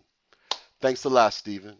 I love you, brother. Be good. Don't leave, Dwayne. Don't leave. I just have a tweak that I want you to do for your chant. Okay. See, Estefan reminded me. Go ahead, Estefan. Look, bro. You guys know I'm from SA. I'm a Spurs fan, and it just makes the chant so much better. I'm gonna go ahead. I give you guys my blessing. You can take our chant, bro. But I want Dwayne to do it. I want you to say, No. We're not gonna do it till somebody donates to the channel. I need Oh, somebody to damn. donate to the channel, and then I'll let D-Dub do his chant. Because that's too good to not let that go without somebody. Like, that's a big deal. I need y'all to donate in order to hear my man's chant. That's a big deal. Yeah, go ahead and sip. We'll wait. Don't worry. We'll wait. Steve pimping me. Oh my goodness. Oh my goodness. Got me standing on the corner somewhere in Dade County. I don't know the streets. Somewhere in Dade County talking about No, it's Wade County over here, son. It's Wade County. That's what we call it over here at Miami Sports Music. We don't call it Dade County. We call it Wade County. Y'all want to hear this chant? Y'all need to donate. I need to see a donation in here. Do y'all hear this chant from my man Dwayne? Steven, do you want me to wait to tell him the chant I would like him to say? Or do you want me to wait till the donation comes through to tell him? I'm gonna be stubborn. I'm gonna wait till the donation. I think it's a good chant, Dwayne. I think you're gonna like it, bro. As long as they don't have anything. As long as they don't have anything with the Patriots, the Celtics, the Red Sox. Shout out to No Excuses, mate, with the $5 donation. All right, here's my recommendation. Either go Fins Go, because Fins is short, or go Dolphins Go. And then you got Steven going to the games. Y'all get it cracking, get the wheels turning, and get us a chant, bro. A chant. This is a cry to reach the Super Bowl chant. This is a changing of the culture of becoming substandard to a champion. So when I speak of this, it means a whole lot for me to say it. But either or, whichever one you like. Do you even like it, Dwayne? hadn't even asked you. Yeah, I know you making him do this, and you ain't even asked if he likes to do it.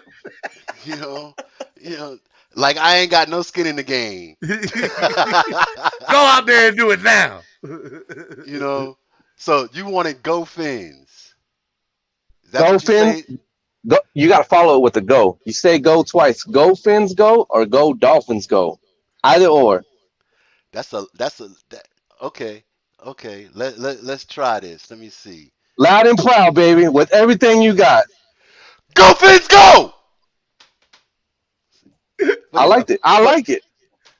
But one more time. One more time. I thought you did it 3 times back to back to back. You gotta do it 3 times, bro. Oh, okay. You just want it. Okay. Go Fins, go! Go Fins, go! Go Fins, go! There you go. It sounded great to me, bro. I love it. I need a clap from everybody in the chat right now. Bro, I'm gonna have to donate. I'm gonna have to donate for that, man. Thank you, Dwayne. It means a lot. It means a lot, bro. I love you for that.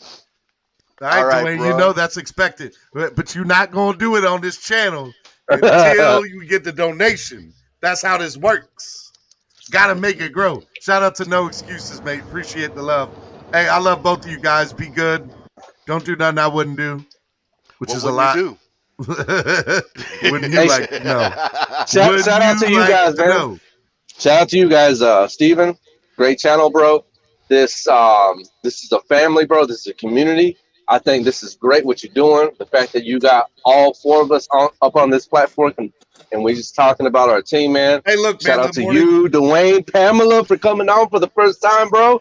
That's what's up. The morning did not go the way I was hoping to with having Derrick Pope on, and I hope he's okay, and I'll find out what the things were behind the scenes.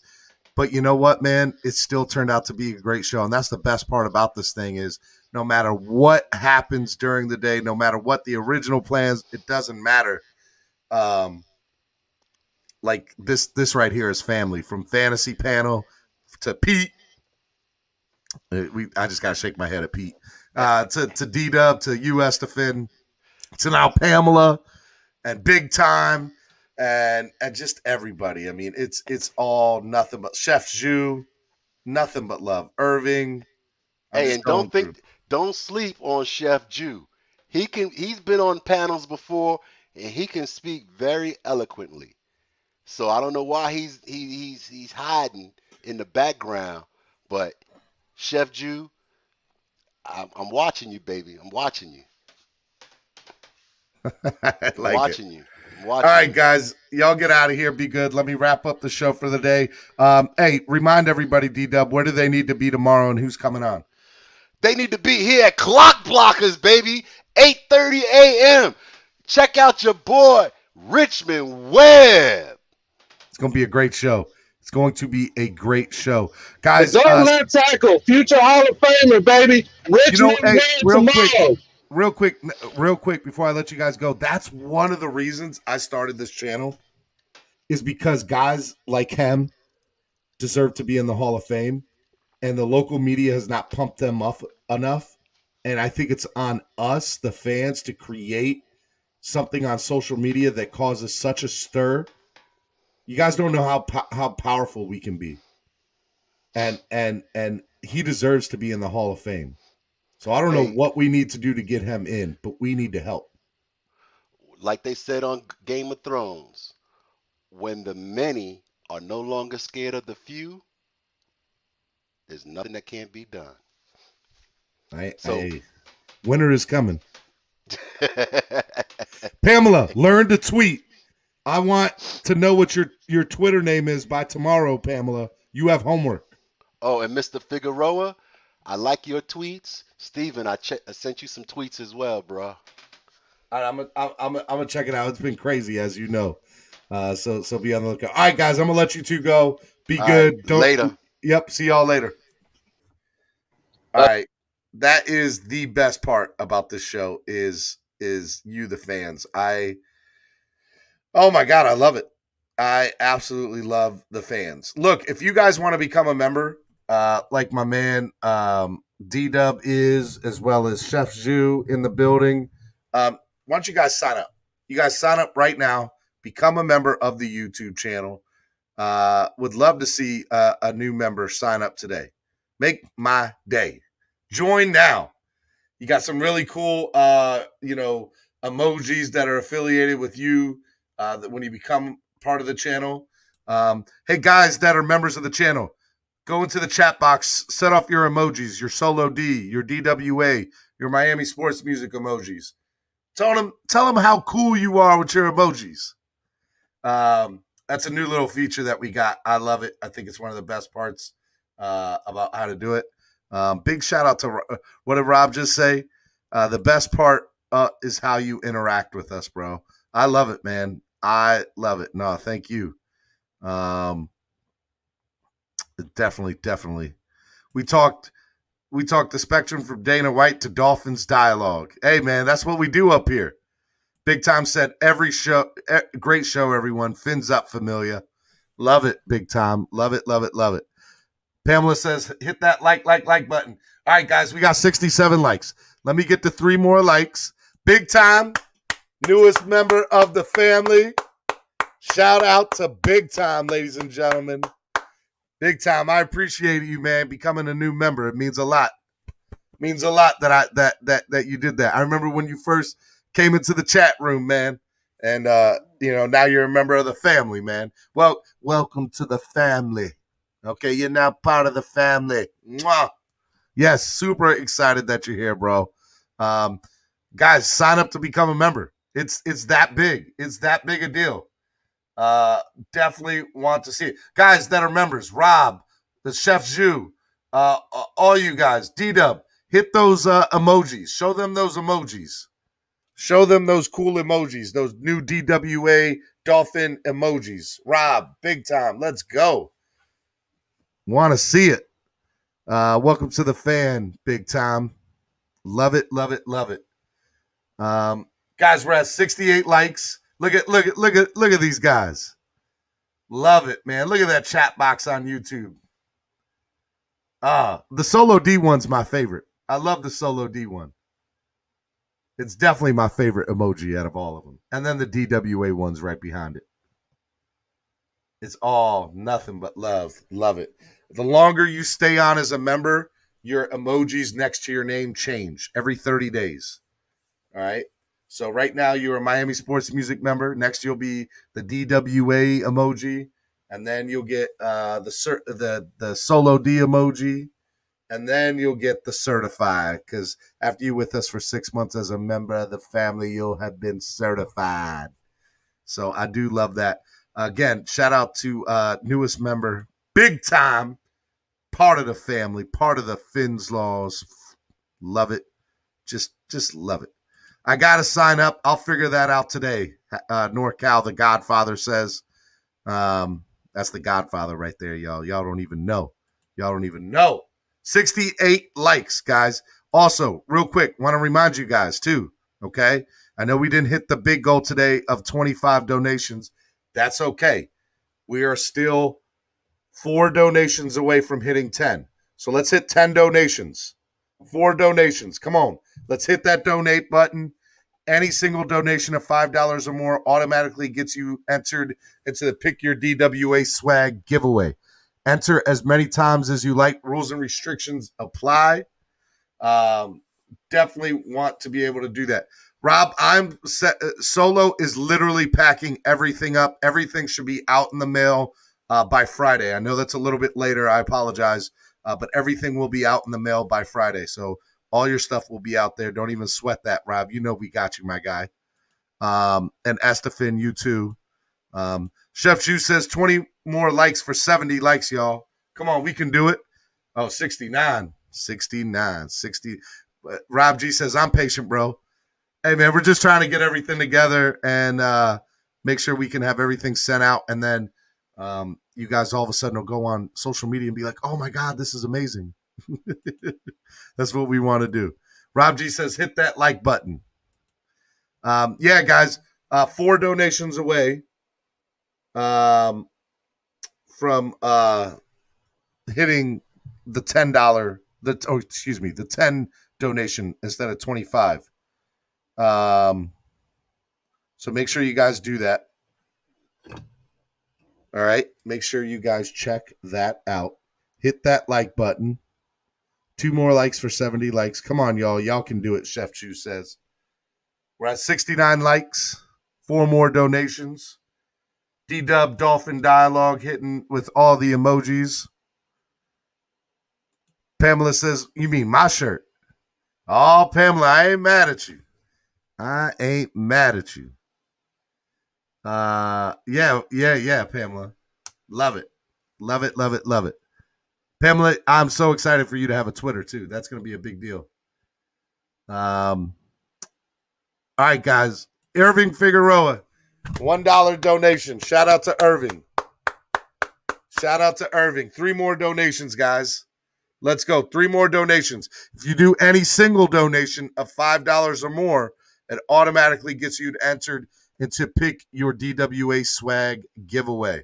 3 more donations till we hit our goal. We're at 70 likes. Hey, while we're waiting for those 3 extra donations, y'all think y'all can get to 75 likes? Can we get 5 more likes on the stream? Can we get 3 quarters? Come on, let's go. I will say if you do a donation, instead of the $5, if you do a 305 donation, $3.05, shout out to the 305 area code.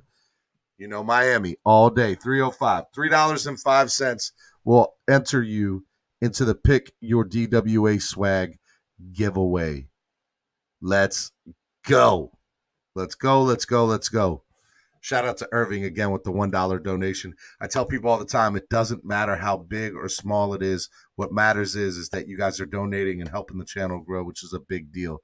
Rob G with the $1 donation. Shout out to Rob. Shout out to Rob. All right. So 2 more donations now, guys. 2 more donations, 70 likes. Can we get to 75 likes plus 2 more donations? By the way, the biggest donation of the day so far is from Fake Spike 94 with the $4, or no, excuse me, Pamela. Pamela's got the biggest one with $5. Shout out to Pamela with the $5 donation earlier today. She has got the highest amount. So who's got the 501? Who's got the $5.01? Who's going to one up and give the highest donation for the day? Anybody going to beat Pamela? All right, we got Rob with another $1 donation. My guy. Let's go. It's going to be good. Actually, no excuses, mate, and Pamela are charged for $5. So that means we need to have one more person to break that tie. Who's going to break that tie? Who's going to donate the highest amount today? Let's go. No excuses, mate, and Pamela with the $5 donation. Who's got the $5.01 donation? Let's see here. Sorry, Stephen. Been at work. How are you, bro? Shout out to Australia. That's right. Love it. Duke's from Australia, everyone. Everyone say hi from the outback. Look here. Here today with my good friend Duke. I love that Duke watches from Australia. It's so awesome. We're worldwide. We're internationally known. I love it. Pamela says, me. Hey, you guys can donate 3 different ways. You guys can donate on the Super Chat. You guys can donate on Cash App. And you guys can donate on PayPal. Cash App is always the preferred way when you guys do it because it literally takes out no fees. But, hey, look, however you guys do it, I'm appreciative of it. So I, again, appreciate it. All right, let's go. 2 more donations. Come on now. And right now, the highest donation we've got today is $5. So anybody got $5.01 donation? Let's go. All right, let's see. How many likes are we at? We are at 70 likes. 70 likes. Let's go, guys. Tomorrow we got a big show on for you. I think y'all are going to love it while we're waiting for those 2 more donations and 5 more likes. Hit that like button. We're going to have Richmond Webb on tomorrow, so be on the lookout for that. It's going to be a big deal. You're going to come on. We're going to talk about the Dolphins back in the day, being in a huddle with Dan Marino, talking with Don Shula. We're going to talk a little bit of everything. We're also going to talk about the team today. What does Richmond Webb think of this offensive line group? So it's going to be a lot of fun. Make sure you guys check that out tomorrow at 8:30 a.m. Eastern Standard Time, United States. Had to say that for my man Duke, all the way out in Australia. Foster's beer. I know. I'm sorry. I always got to do it when he comes on. Make sure you guys do that. Let's do it. Hey, shout out to Rob G, ladies and gentlemen. $5.50 donation. One more donation to our goal gets us in there. Rob has the highest amount so far today. Anybody going to beat Rob? I bet y'all don't beat Rob. I bet y'all don't do it. I know y'all can't do it. Y'all can't beat Rob with the $5.50 donation. Y'all don't want no smoke from Rob. Y'all don't want that smoke. Let's go.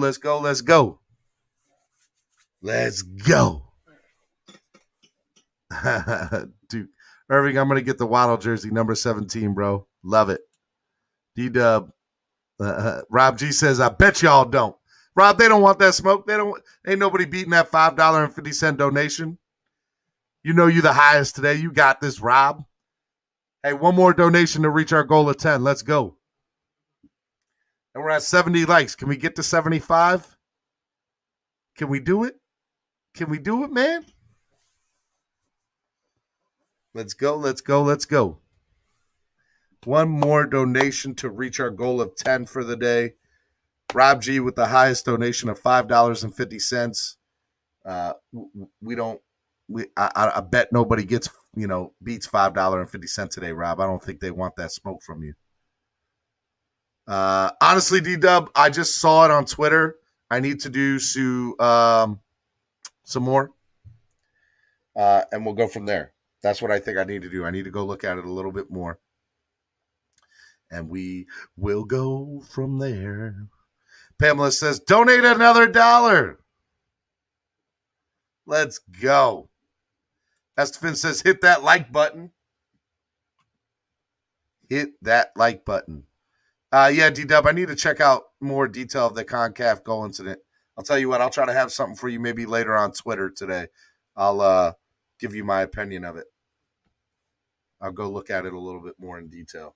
71 likes. One more donation needed. Let's go, let's go, let's go. To hit that goal. Hit that goal. I'm having a hard time finding where to donate again. I'm trying to donate again. I want to win. All right, guys. You know how you do it? Let me show you how you do it. I'm going to tell you. All right, step 1, you go to the bottom here.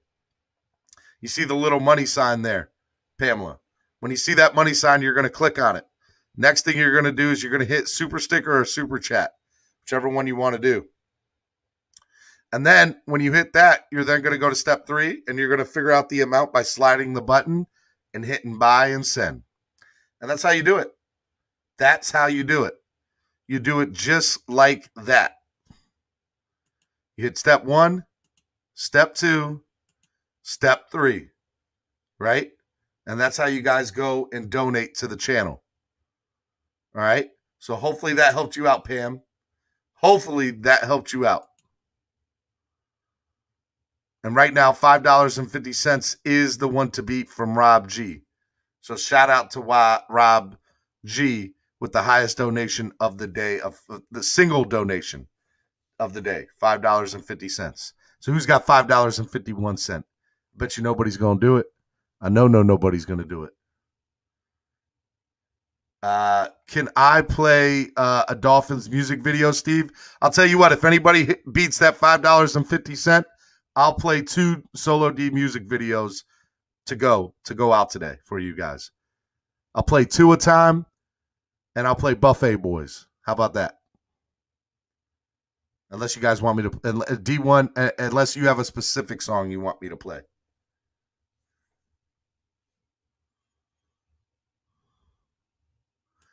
Oh man, shout out to Pamela with another $5 donation. Actually, Pam, you donated 5 again.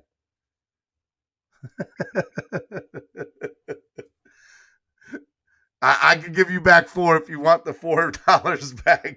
It sounds like you yeah, so $5. You did do another $5 donation. So shout out to you, Pam. Shout out to you. I don't think you realized that you were doing that. Look, you got $4 on the house. That's not what you wanted to do. Let's see. I just donated another $1. I'm at 6. You're at 10. You're at 10, Pam. No, you did. You donated 5 though. I just want to make sure you knew. So you must have still had it on the 5 from the moment before. So that's 10. So you donated 5 twice. Just want to make sure you know. Let's see here. D1, if you don't mind, I don't mind. I don't mind. I will play whatever song you want to play there, D1 Chosen. If somebody beats that $5.50 single donation, I will definitely do that. Pam, if you want that $4 back, you let me know, and I promise you I'll take care of you. Or we can put that on the house. Pam, you just did another $5. Shout out to Pamela. Pamela, I don't know if you're doing this on purpose or you're messing up. Pamela, you are donating 15. Pamela, you're doing $5 every time you donate. I feel bad because I don't think Pamela's meaning to hit that.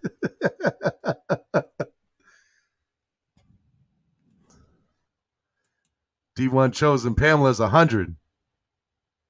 Yeah, I got to give Pamela love here. Pamela, please write in the chat box if you understand or you don't understand, one of the two. She doesn't notice the slider for the dollar amount. Nah, she doesn't.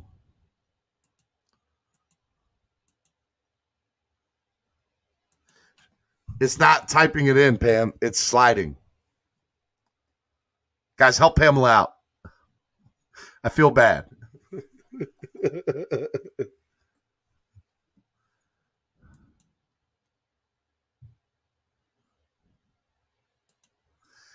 I'm telling her, it's the slider amount. This little thing right here, that's what that is. That right there. That's how you do the donation. 71 likes, guys. Let's get to 75.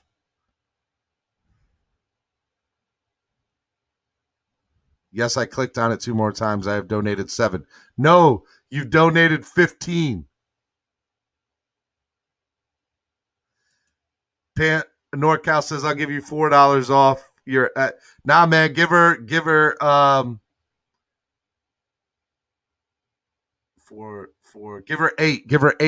off NorCal. I'll give you $8 towards her ticket, NorCal.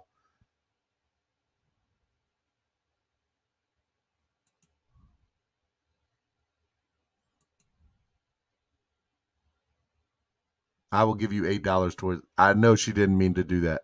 And yeah. NorCal, I'll give her $8 off that. From what she wasn't, because she's planning on spending the ticket money there with you guys. So I'll send that over.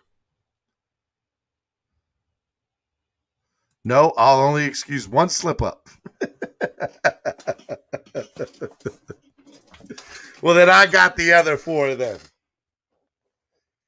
Because I can't let Pamela be taken advantage of by a simple technicality. Damn, are you not allowed to out links in the chat? I'm not sure. I don't know what that means, D1 chosen.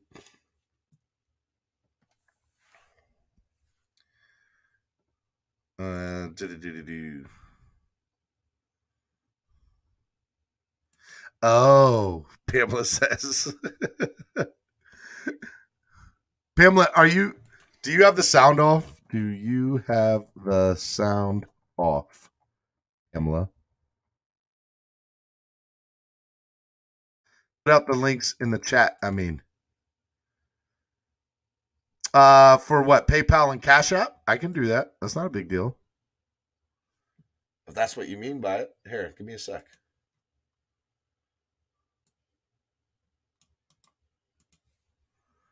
All right, there's the PayPal link.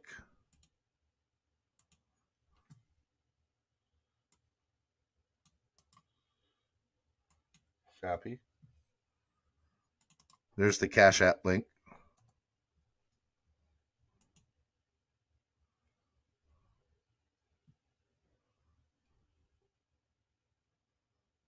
Pamela says, no, it's on.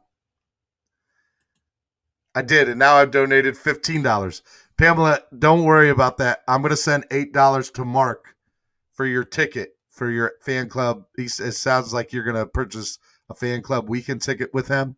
So I'm going to send you $8 because I know you only meant to send the extra couple of bucks. So I'll send you the $8. I'll send Mark the $8 for your ticket. So don't even sweat that, Pam. I appreciate the love. I really do. And yeah, D1 says you're a doll, Pamela. I love her. Leave it with the house. I feel bad though, Pamela. I feel like the system took advantage of you. I wouldn't feel right about it. I wouldn't feel right. It's close. Hey, D-Dub. Love it, love it, love it. Hey guys, if you live outside of the Miami area and you want a really cool thing to look at, Guys, I'm putting this in the link. Go check this out. I think it's really, really cool. It's called the DWA Fan Club Map. I think you guys will love it. It's awesome. All right, make sure you guys go check that out, the link that's in there. And it'll show you all of the different areas. Like, here, look. So, like, this is a map of all the official fan clubs in the country. So when you hover over one of them, it'll bring up, Dolphins Nation Mexico, Landco, East 32 Tailgate, Las Vegas Dolphins Club, the Charlotte Dolphins Club. I mean, it has all the official Miami Dolphin clubs in there, and it has all their information. So make sure you guys check that out because it's pretty dope. I love it. It's a really, really cool thing. Let's see here. I'm putting up the link for the Dolphins music video, but it's not showing up in the chat, Steven. Which song do you want me to play, D1 Chosen? And I will make sure I play it. NorCal, love the fan club map. I got it. I'm cool. All right, Pamela, I appreciate the love. I'm going to take care of you, though. Rob, you're awesome, Pamela. Pamela, I want you to become a family member. You got to sign up to the channel, Pamela. You got to make that happen. You got to be official. When I tried the slider, it went from 5 to 10, not 5 to a 6 or whatever. Love it. Love it. Love it. Yep. Rob, you are correct. Nobody has officially in a single donation beat $5.50 yet. That's true. That is true, Rob. Now, Pamela is the highest amount total today, but nobody has officially beat the single donation of $5.51 or $5.50. So I'm just saying, it's in the TTC Mucus video playlist. What's the name of the song, D1 Chosen? And I'll make sure I play it. I was trying to do $5.51. It kept sliding to 10. Anybody help Pamela out on how to do the $5.51 donation? Because I don't know how that works. NorCal, Rob G, what's up? Is loving the slip ups. Winning. The song is called, and it's a Solo D song.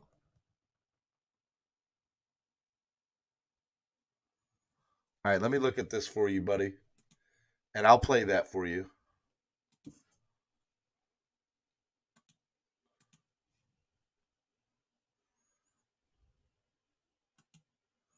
If you want to donate odd amounts, you can do it via Cash App too. Oh, yeah. It's a track I made, Steven. Yeah, but is Solo on it? I can't play. I don't want to play anybody else's stuff. I'll play Solo stuff. But if you have stuff you want Solo to do, reach out to Solo. He's always looking for music. Steven, put your Cash App link on the screen for Pam. All right. Well, my Cash App link's at the top there, but what I will do here is I will do this.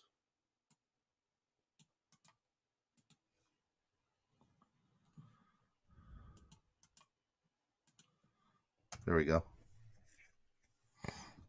There it is.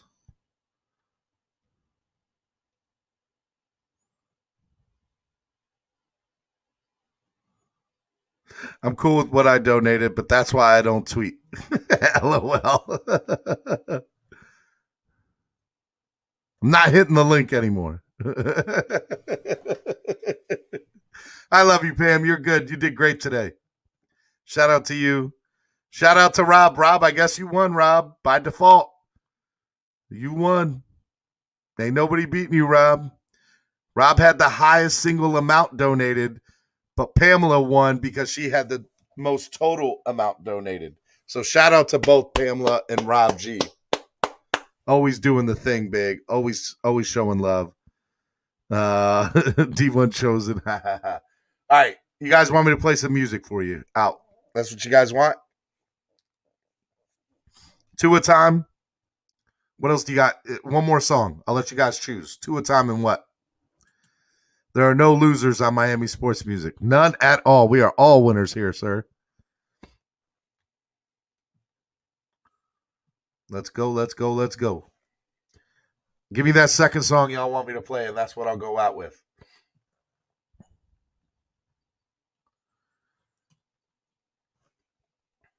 And by the way, I just looked at it. 1, 2, 3, 4, 5, 6, 7, 8, 9. 1, 2, 3, 4, 5, 6, 7, 8, 9. 9? That can't be right.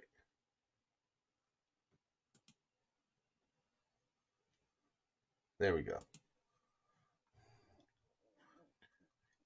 5, 6.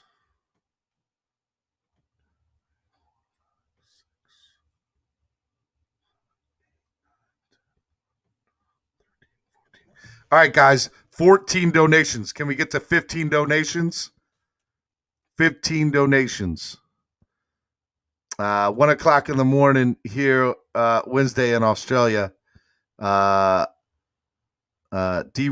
if you ever want to check out my track on my own time, Stephen, let me know. I want to hear the criticism. Hey, bro, hit me up on Twitter and send me the link at StephenDSKPL. I'll make sure it happens. I'm all about it. 14 donations. All right. So Hit Squad. You guys want to hear Hit Squad and 2 a time? All right, we're at 14 donations. One more donation makes 15. 15 donations. Could be $1. But if anybody wants to beat my man of $5.50, I won't be mad at you either. I'm just saying, Rob did do $5.50. Anybody want to donate $5.51? Let's make it happen. What's the Twitter again? At StephenDSKPL. Look at the top here. At StephenDSKPL. Oh, I'll put it in here. StephenDSKPL. There we go. SKPL stands for spread kindness, positivity, and love. All right, let's see here.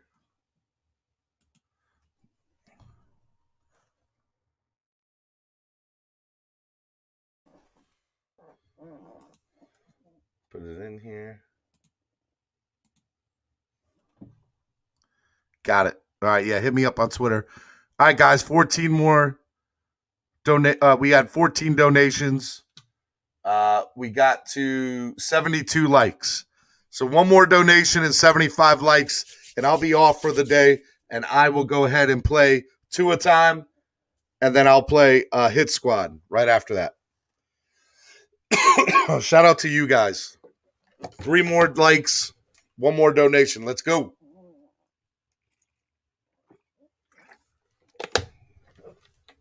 All the donations help our channel grow. They really do. Let's go, let's go, let's go.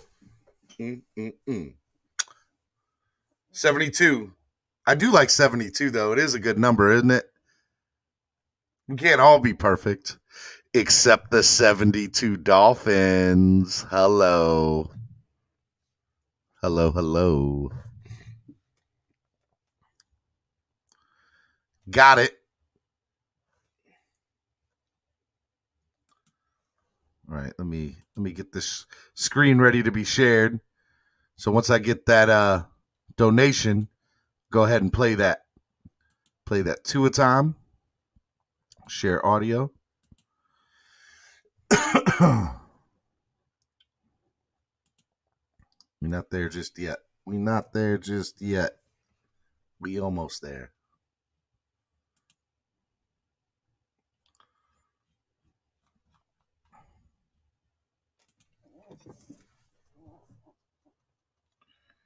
Let me see. Let me see.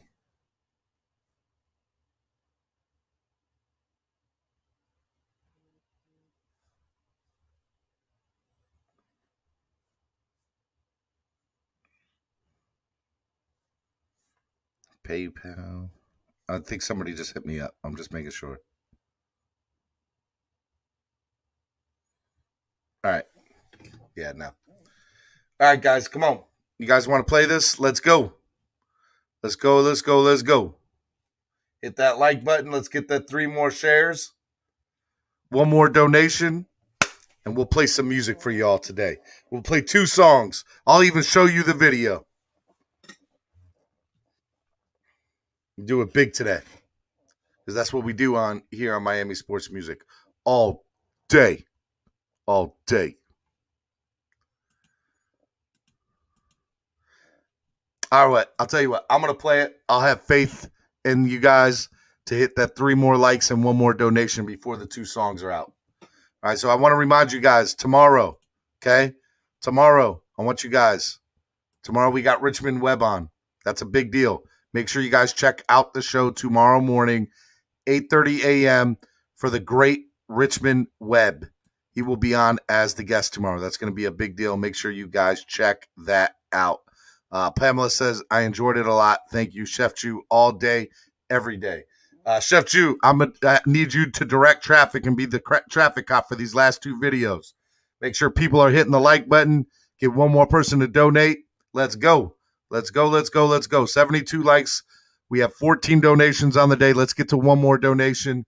$5.50 is the highest donation. So if anybody wants to beat that, I ain't mad at you. But let's go. Let's do it. Let's have a good time doing it. And, yeah, I love you guys, and I will see you tomorrow. 73 likes. Love it, guys. Okay.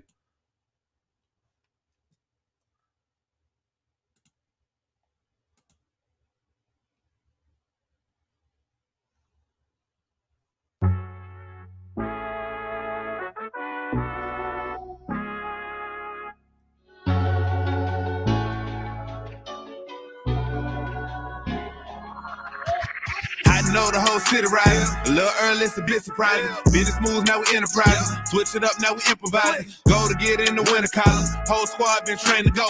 Fins for life, we throw the foe. Singing this just to welcome bro. To a time, to a time. Time to grind, time to shine. To a time, to a time. To a time, to a time. To a time, to a time. Time to grind, time to shine. To a time, to a time. To a time, to a time. My intuition told me this. To trust the coach, he holds the gift. He knowing when to go with fits. So we knowing when to switch. This year we got the golden pick. Time to see what that pick about. Bad vibes get sent out. Only fans up in this house. We been waiting, yeah, we been patient. Now it's time to cash out, no discount. Super Bowl, yeah, we in route. I don't know when, but it's close. I don't want to overhype, but I just know I like it. So excited, league gon' know this now. You should know the rise. They say 2 up from that rock. Shout out to Samoa and now it's time to lay the smack down. You think you Dwayne Johnson? Time to be the people's champ. Hit them with the people's elbows. Sit together like it's Velcro. You think you could stop us? Hell no, all day I dream about sports. I think I need some shadows. Custom with some Dolphins colors. Just to let them know we here. Yeah. I know the whole city riding. A little early, it's a bit surprising. Business moves, now we enterprising. Switch it up, now we improvising. Go to get in the winter column. Whole squad been trained to go. Fins for life, we throw the foe. Singing this just to welcome bro. To a time, to a time. Time to grind, time to shine. To a time, to a time. To a time, to a time. To a time, to a time. Time to grind, time to shine. To a time, to a time. To a time, to a time. To a time, to a time. Really OP the man. 75 likes, way to go. Like the Heat found Bam. 1 more donation. Hit that donation button. But the young Help the man channel grow. In the whole city, no. Time to catch all the blessings. Cash out on investment. Ball out, don't choke. Fins want all the smoke. Chris Gregg gave hope. Coach flow like spoke. Dan Marino still a GOAT. But to a man on go. Watch to a man throw. Watch to a man scope. Watch to a man dishes that we never ever seen before. Fans up, let it win. Born ready for a ring. Maybe 3, 4, 5, 6. It's damn week, use 10. I know the whole city riding. A little early, it's a bit surprising. Business moves, now we enterprising. Switch it up, now we improvising. Go to get in the winter column. Whole squad been trained to go. Fins for life, we throw the foe. Singing this just to welcome bro. To a time, to a time. Time to grind, time to shine. To a time, to a time.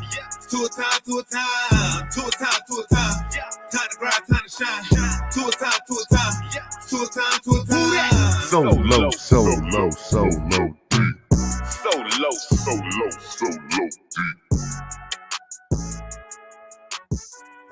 And last but not least, obviously requested from the Godfather himself.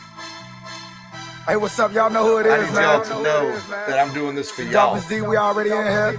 So let's go. Ready to turn up this year. NorCal said it best. Couple more likes, couple more shares. Hard Can we get to 80? Stadium. We gon' defend. We gon' defend. And guys, hit that donation button. We're at 14 donations for the day. Can we get one more to get to 15? His squad. We gon' defend. We gon' defend. Home of the side. And we gon' defend. Remember he say his squad. We got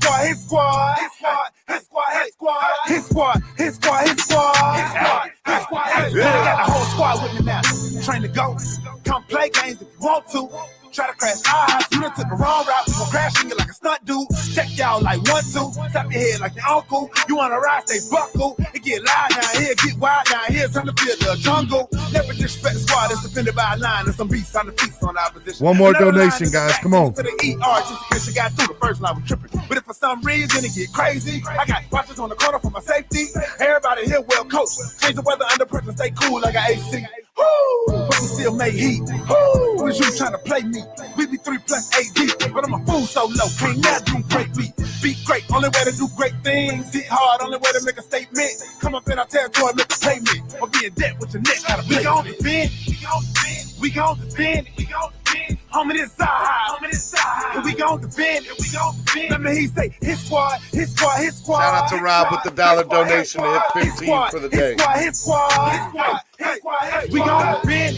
I'm going to play one more bonus song for hitting that donation, Rob. Home of this side. And we gon' defend. Let me he say his squad.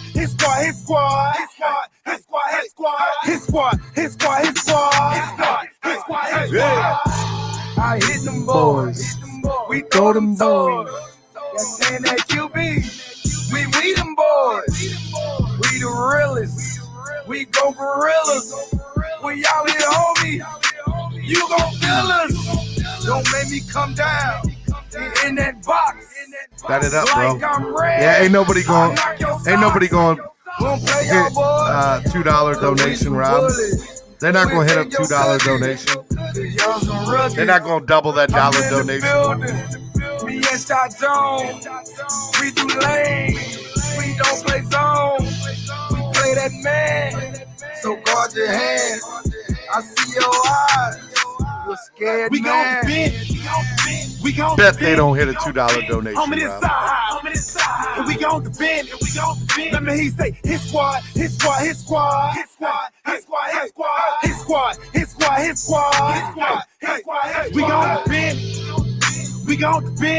defend. Home of this side. And we gon' defend. Let me he say his squad.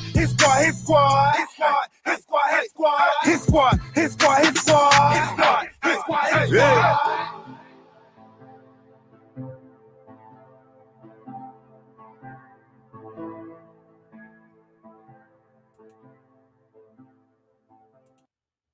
Man, y'all were part of the Buffet Boys. Shout out Solo D. Shout out to DWA. Hey, I'm playing an extra song for you. Hit that extra like button a few times. You know they been saying you gotta make a hit squad part. Let's go. But you know, man, we hungry this time, man. We gotta eat this time. Back in the beast mode. AMC was trying to rap up the East Coast. Take shots, fall back, then reload. Get the powder, time to slap up these foes. Anytime we hit the field, then we must play. Any boys going hard, man, I must say. Try to stay on one route like the busway. Trying to eat teams up like a buffet.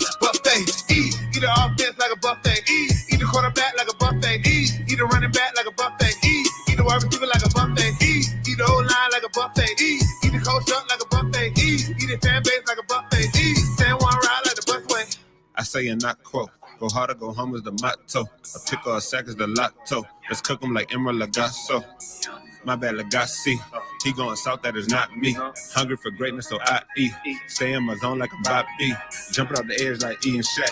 Straight pressure, never even back. Protection on the way you gon' get wins. Split through the middle like Wilkins. Got some backers on the back that's gon' back me up. Straight action, we be acting up. Tell Coach Drop his best plan, but it still get snatched by X-Man. Cause we back in the beast mode. AMC was trying to rap up the East Coast. Take shots, fall back, then reload. Get the powder, time to slap up these foes. Anytime Anytime we hit the field, then we must play. Any boys going hard, man, I must say. Trying to stay on one route like the busway. Trying to eat teams up like a buffet. Eat the offense like a buffet. Eat the quarterback like a buffet. Eat the running back like a buffet. Eat the wide receiver like a buffet. Eat the O-line like a buffet. Eat the coach up like a buffet. Eat the fan base like a buffet. Eat that one round like a buffet. Eating like a buffet, it be a long day. We ain't gon' play. Yeah, them boys green, no subway. Pick the ball off X and BJ. I don't care about what he and she say. That's nonsense. Check the replay. I work overnight and it's early morning, but I'm turned up cause it's game day. They don't really want it with your boy. O-line really get destroyed. Ex-Patriot, Cal Van Noy. Put him on his butt, hurt everyone. What's a grown man to a boy? Jam him at the line, dare you to throw it. Disciplined coach Brian Flores. Never getting rattled to the boys. Fans better pay attention, even social distance. I got a witness and you know we blitzing, but mind your business. Christian Wilkins on the line of scrimmage. Far from timid, pushing to the limit, rev the engine. You know we gotta get it, Nick Needle. You know we gonna pick it, Van Ginkle. Take it to the business. Fins up till my life is finished. Say it with my chest cause I'm in it. A lie, no why, I admit it. New era, yeah, I division. A win streak, we just keep on winning. So I lose, tell them suck a limit. Bills with the Jets and the Wingers. Miami top dogs where you hit me. We're back in the beast mode. AFC, we trying to rap up the East Coast. Take shots, All right, guys, it's been real. I love you guys. Anytime we hit the field, then we must play. Any boys going hard, man, I must say. Try to stay on one route like the busway. See you tomorrow, Richmond West. Like a buffet. Eat the offense like a buffet. Eat the quarterback like a buffet. Eat the running back like a buffet. Eat the wide receiver like a buffet. Peace out, guys. Eat the O-line like a buffet. Eat the coach up like a buffet. Eat the fan base like a buffet. Stay on one route like the busway.